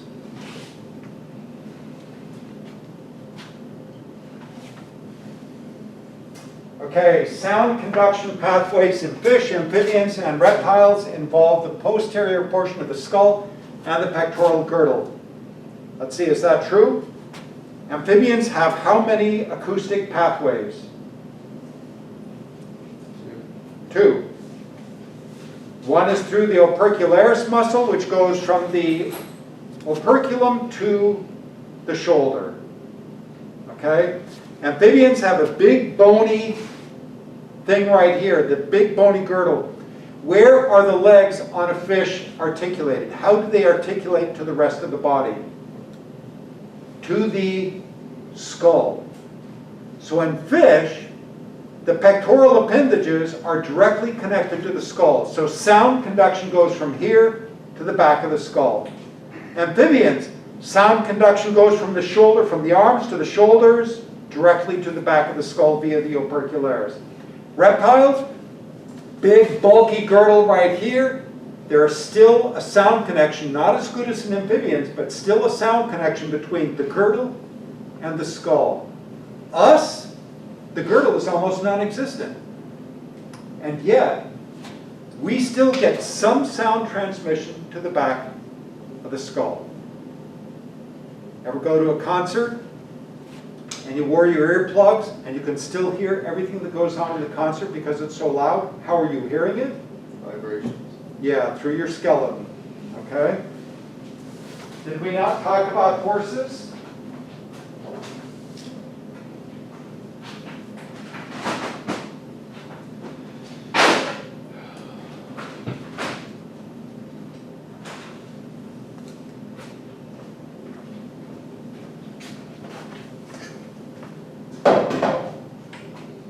What's that all about? That opening. Why is there an opening right there? It's the oval window. The oval window is up in there. Why is that opening there?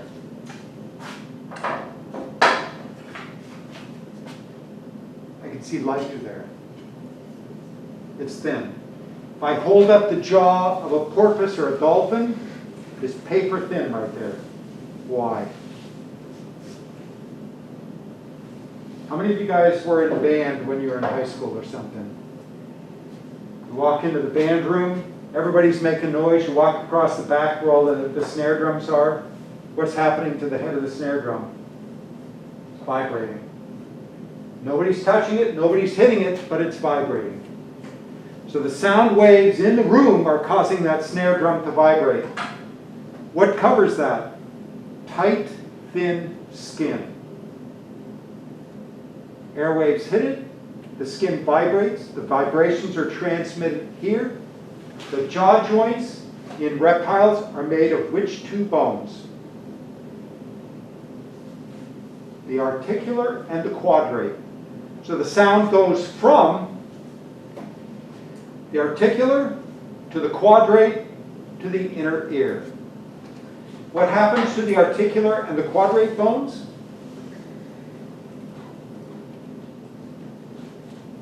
They become the malleus and the incus in mammals. So sound conduction in this guy is picked up by that tissue right there, transmitted to the jaw joint, and from there to the inner ear. In the horse, vibration is picked up right there, transmitted to the joint, to the middle ear, which is where the quadrate and the articular bones are now located.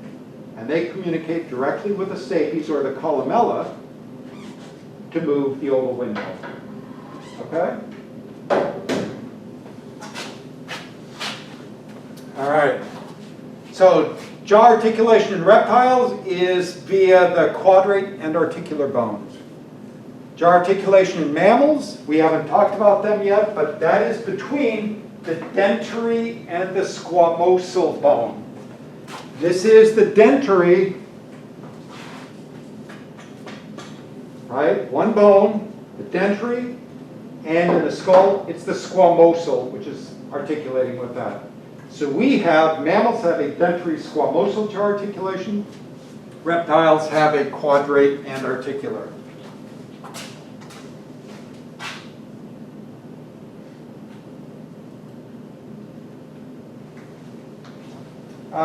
Sound conduction route in mammals still involves the bones used in reptiles. Yep, true. Let's see. Why is it that no fossils have ever been discovered that have two inner ear bones? So reptiles and birds have one. So there's the tympanic membrane, there's the oval window, there's the columella. Mammals, there's the tympanic membrane, there's the oval window. There are three bones. Why? If you think about it, in reptiles, in birds, there's a one-to-one correspondence between the vibration that hits there and the vibration that hits there. In mammals, 1 unit of vibration there produces how many units of vibration here? 1, fewer than 1, or more than 1 unit? It would seem, except that these are set up for mechanical advantage. So you end up producing 1.2 or more. So the vibration here is greater than the vibration there because of the way those inner ear bones are set up. In other words, as a mammal, you have better hearing than a reptile or an amphibian or a bird. So why are there no fossils where there are only two inner? That's one of the arguments that Christians use to argue against evolution. Well, there are no in transition fossils. There are no fossils with two inner ear bones. Why are there no fossils with two inner ear bones?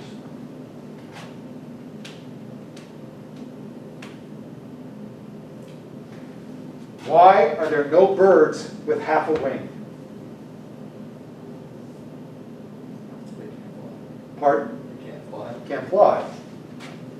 So it's In other words, natural selection, no, not them. So you either have full-blown wings or you don't have wings.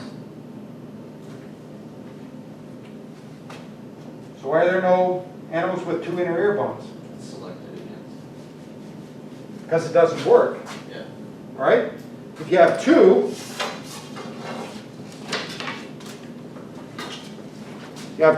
and you line them up like this, okay? Unless they're locked firmly into place, any vibration that comes from here, there's going to be some displacement that looks like that. So if you get 1 unit of force here, you're going to get 0.9 or 0.8 on this end. So it's worse than having 1. So the reason you don't have 2 is because it doesn't work.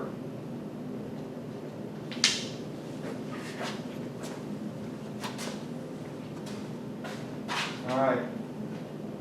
So it'd be A. No. The dentary and squamosal do not become additional ear because mammals still have a dentary and squamosal.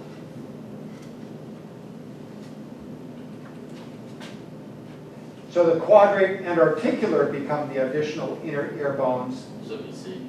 It'll be C.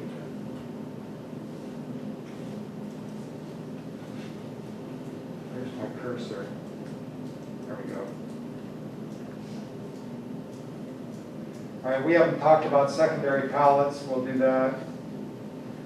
We haven't talked about simplification of the jaw. We haven't talked about mammals. We have talked about elephants, though. Are elephants capable of a running gait? No. No, they're not. Why not? Because their limbs would shear off. Yeah, because the shear forces. Haven't talked about that. All right, we have talked about the vertebral column in terrestrial vertebrates. What happens to the vertebral column in terrestrial vertebrates? What is it like in a fish? How many different kinds of vertebrae do a fish have? Does a fish have? Let's draw a fish.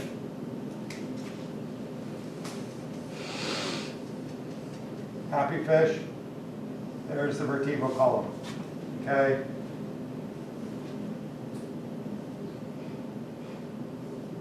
There are the fins. Okay. Now let's draw a salamander. I draw a lousy salamander.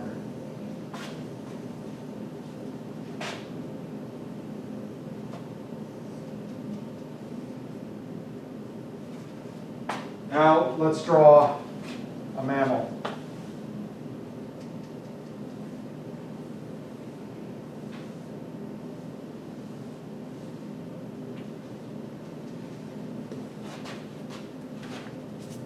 Okay? Or a cat, or a dog. Head, body, tail, legs. Okay? How is the fish supported? It's in the water, supported on all sides. Where are the biggest vertebrates on the planet? The oceans. In the water. Because the water is acting like a skeleton supporting the body of the fish. What is the skeleton of what does the vertebral column of a fish look like? How many different kinds of vertebrae are there? Just one. Just one. Same, from front to end, it's all trunk vertebrae. No differentiation. How's about the salamander? How many different kinds of vertebrae are there? How many neck vertebrae are there?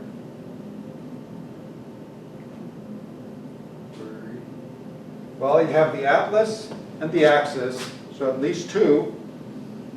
Okay, you have a couple. Then what happens? Yeah, so now you have a couple of neck vertebrae. What happens here in the rest of the body?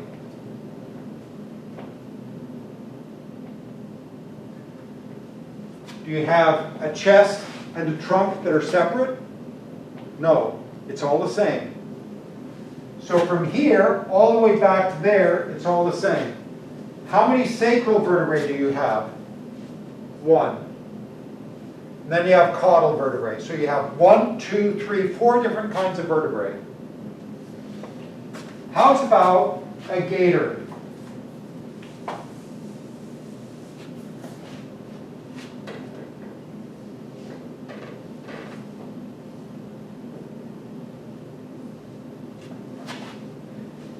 How many neck vertebrae? 5. Do you have chest and trunk vertebrae, or chest and trunk vertebrae? No, it's all the same. How many sacral vertebrae? 2 to 3. Usually 2. And then caudal vertebrae. What's happened between salamanders and gators? More neck vertebrae. What does that mean that the gator can do that the salamander or frog can't do? More articulation. Yeah, it can move its head around. It can look over its shoulder. Frog can't do that. Salamander can't look over his shoulder. This guy has 1 sacral vertebrae. This guy has 2. What does that mean the gator can do that the salamander can't? Move his tail more. No.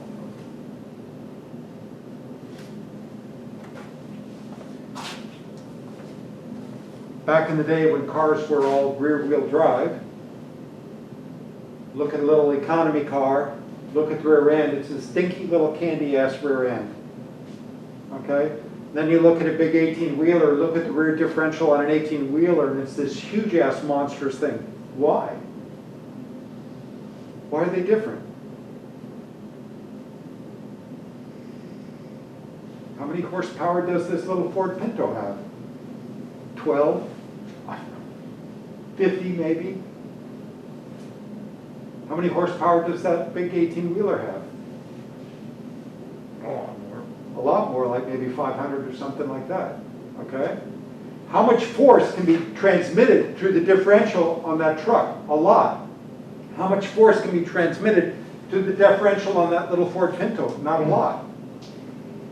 If you want to transmit a lot of force, you need a big rear end. Which of these animals can transmit more force to the rest of the body from the rear end? This guy, because he's got a more solid connection. So this guy can transmit a lot of force to the rest of the body compared to this guy. Now look at mammals. How many neck vertebrae do mammals have? 7. Now we take the trunk vertebrae and we divide it up into 2 parts. So here's the thoracic and here's the lumbar. How many sacral vertebrae do we have?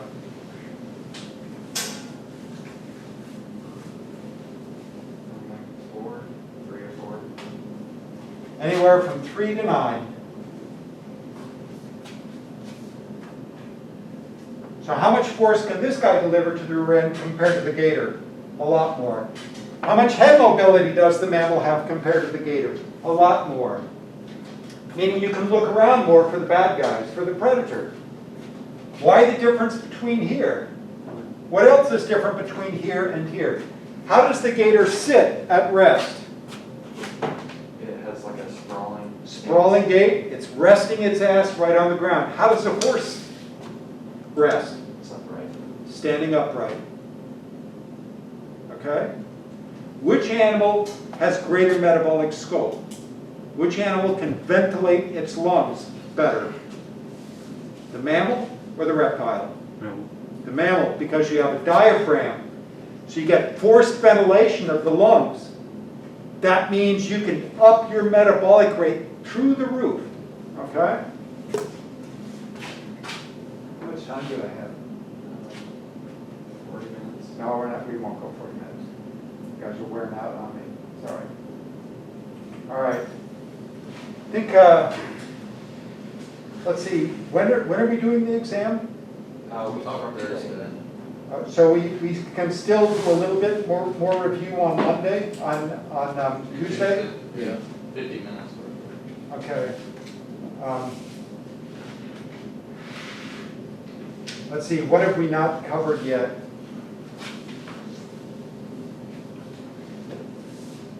We've not done this, oh, well, I'll be dead, look at that. Imagine that, okay. There are still a couple of things that are not on here. There are some examples of old exams on the webpage, I think. If they're not, I will put some up. There are a couple of things that we've done so far that don't show up on here. There's nothing on here about morpho-J or mechanical advantage or that sort of stuff. There's nothing on this exam about compression, shear, torsion. So we will cover those topics on Monday. All right, are we voting for an online exam or an in-person exam? Online. Online. Is there anybody that wants an in-person exam? Everybody wants it online? Speak now or forever hold your peace. Okay, we will do an online exam. All right. Good. Yes, question? So will we still come to class on Thursday? Yeah, I mean, if you want, we can, if you have any last minute questions, we can review some more on Thursday, or we can simply take that day as prep time for your exam, or however you'd like to do it. Are you gonna have like a time window? And then, like, When the exam goes up? yeah, and then like once we start it, then it's a set time and then it ends. Yes. Okay. There's the timer, the exam is geo-stamped, time-stamped, and time-limited. So you can keep it open as long as you want, but when the time runs out, you no longer, your questions, I mean, you can enter them, click them, but they no longer show up. Okay? So it'll open Thursday and close Thursday? You need a full week for it? No, I was just asking. No, I don't think we should use that. Yeah, so, I mean, we can do it. We can make the exam open during the lecture hour. And we can leave it open for the full, for like 2 hours or something. 2 hours would be more than enough time. We could actually make part of it open for an hour and the other part open for 2 hours. How's that? The computational part open for 2 hours and the easy stuff open for an hour. I see somebody going, I don't know about that, man. I mean, how much computational stuff? Surely we would need 2 hours. No, 2 hours is, I think, is generous. But, I mean, some people, they freak out when they see an equation and they need to go get a beer or scotch or something to calm the nerves before they can approach it again. Which is why we would probably prefer to take it home. Yeah, it wouldn't make much sense to come in here and do the class in the class online, when then we could do it as a paper form. Okay. So does the test have to be taken like the exact time? Well, that's what I'm asking you. I mean, we don't have to do it that way. I can open it up on Thursday night and shut it down Friday morning. I prefer that, because I have to come up here anyways for another test.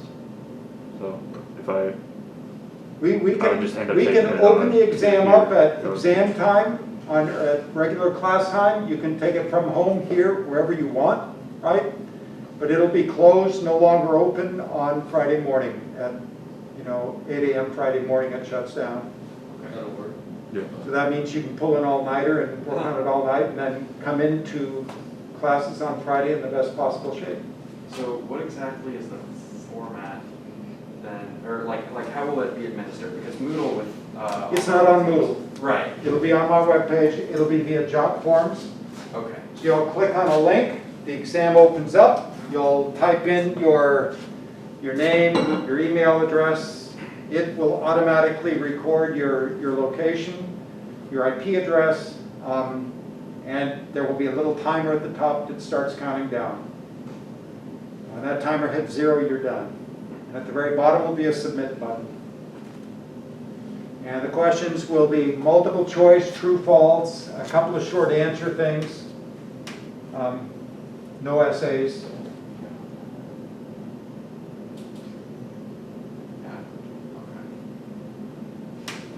I can show you what it looks like. Yeah, that would be nice. Because I'm familiar with Moodle, but It's not on Moodle. right. Yeah, I know. You've expressed your severe disdain for Moodle, which is justified. I just don't trust Simo. I'm sorry.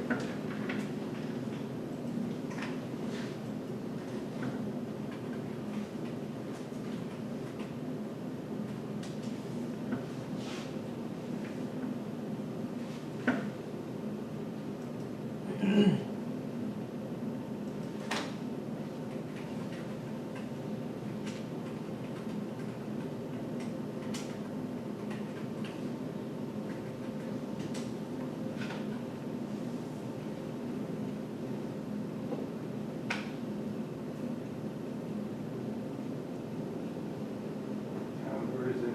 First midterm exam. So the students had 25 minutes, enter their name, email address, definitions. Hey, that's just Right. there it is, just like that. True, false questions, multiple choice, actually one choice. They'll only allow you to pick one thing. Okay. There it is. Just work through all of those. And then at the bottom of this is the submit button. Okay. Okay? So you can click something and then you can go back, say, click this one, and I come back down here, say, no, not that one, I really wanted that one. Okay, so you can change your answer up until you hit the submit button, and then it's all locked in place.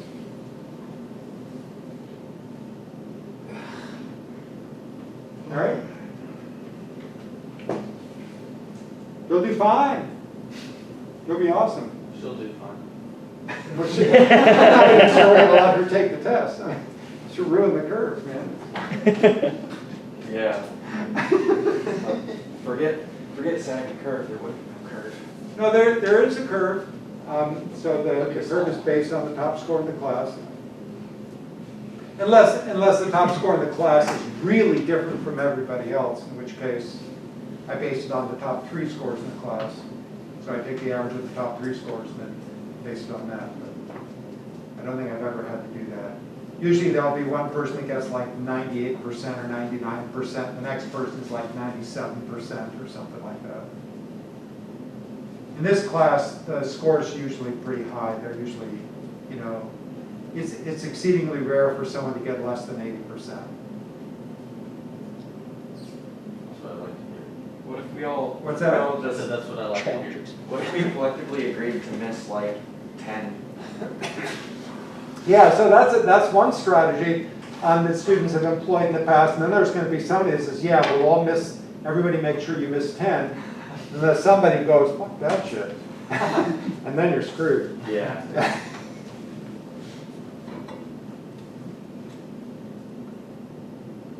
All right, good deal, guys. I will see you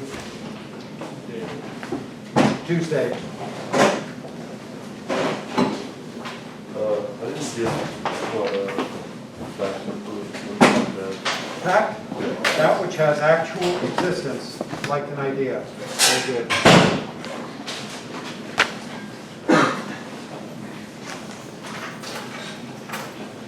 And proof is a demonstration of truth. Good, awesome.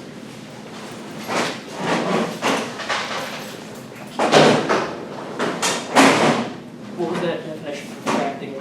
Fact, that which has actual existence, like an idea.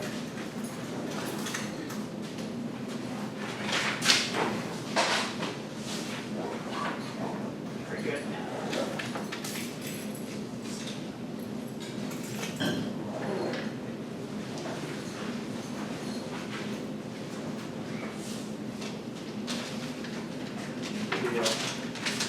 What was reality? That which has objective existence. I have a question. Yep. Okay, so I've been trying to learn the Vert video, and I keep getting that message. Do I just need to like install it? Oh, Use it yeah, don't get old. Go on. Okay, like I want to upload my video, and that's what I got from it. yes, it doesn't like MP4s. Okay. So what you need to do, so you have 4K video, so you need a program called Converter Lite. Converter light. Yeah, Okay. let's see. Get on the website for it real quick.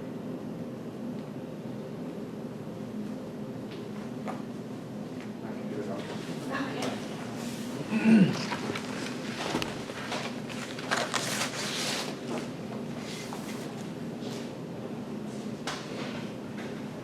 So we just type in Converter Lite.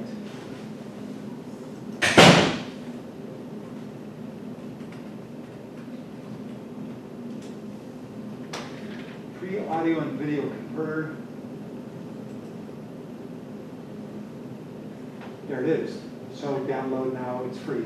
And it gives you that, and I use it. You can convert audio files to different formats. You can convert a video format, strip off, and convert it to audio, just strip off the So video. I just convert this video to. From an MP4, I would convert it to an AVI file. Okay. Okay. Okay. I didn't get some of the, also get some of those multiple quick questions down. Which one? Number 12 was the first one I did.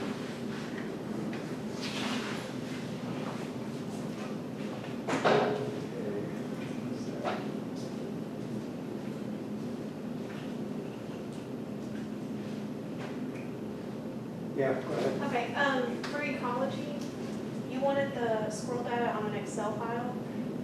That would, How did you want that laid out? everyone is just putting it in sequence, in column form column. in sequence. Okay, Okay. thank you. Yep. Alrighty.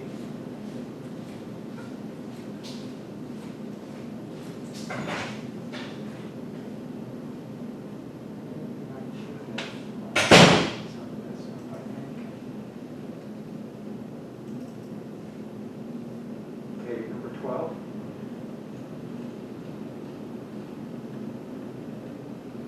Okay, we haven't done the thermal features on it, that's not going to be on there. Okay. Okay, we haven't done that. So what about 17, 18? Interosseous slope formations, those are echinoderms and vertebrates.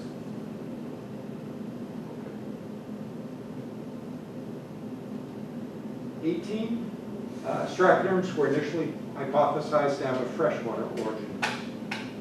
And the bony armor was thought to serve as a mineral sink. Okay. And then what about 20 and 25? The following traits that correspond to the placoderm fishes. So they had heavy bony armor, so C. Well, compared to ostracoderms, they had less developed bony armor, so D. Okay. They did have paired fins, and they did have jaws. So D, E, and F. Okay. And then 25. Did we go over that one? The sound connection root in mammals still involves the bones used in the reptilian jaw. Yes, that's true, because our incus and stapes are the quadrate and the articular from the reptiles. Okay. Okay, so it's the same bones, they just moved. All right. Okay? Okay, thank you. Yeah. Will I get double time on the Yeah, no worries. Okay. Okay? So you can easily, and I don't think you're gonna have any difficulty completing it. Okay. Okay, I don't think you will. So far, I mean, in that ecology exam, you know, students had 25 minutes for, there were 45 questions, and most people were done within 10 minutes. Okay. So, That sounds good. yeah. Have a good day. You too.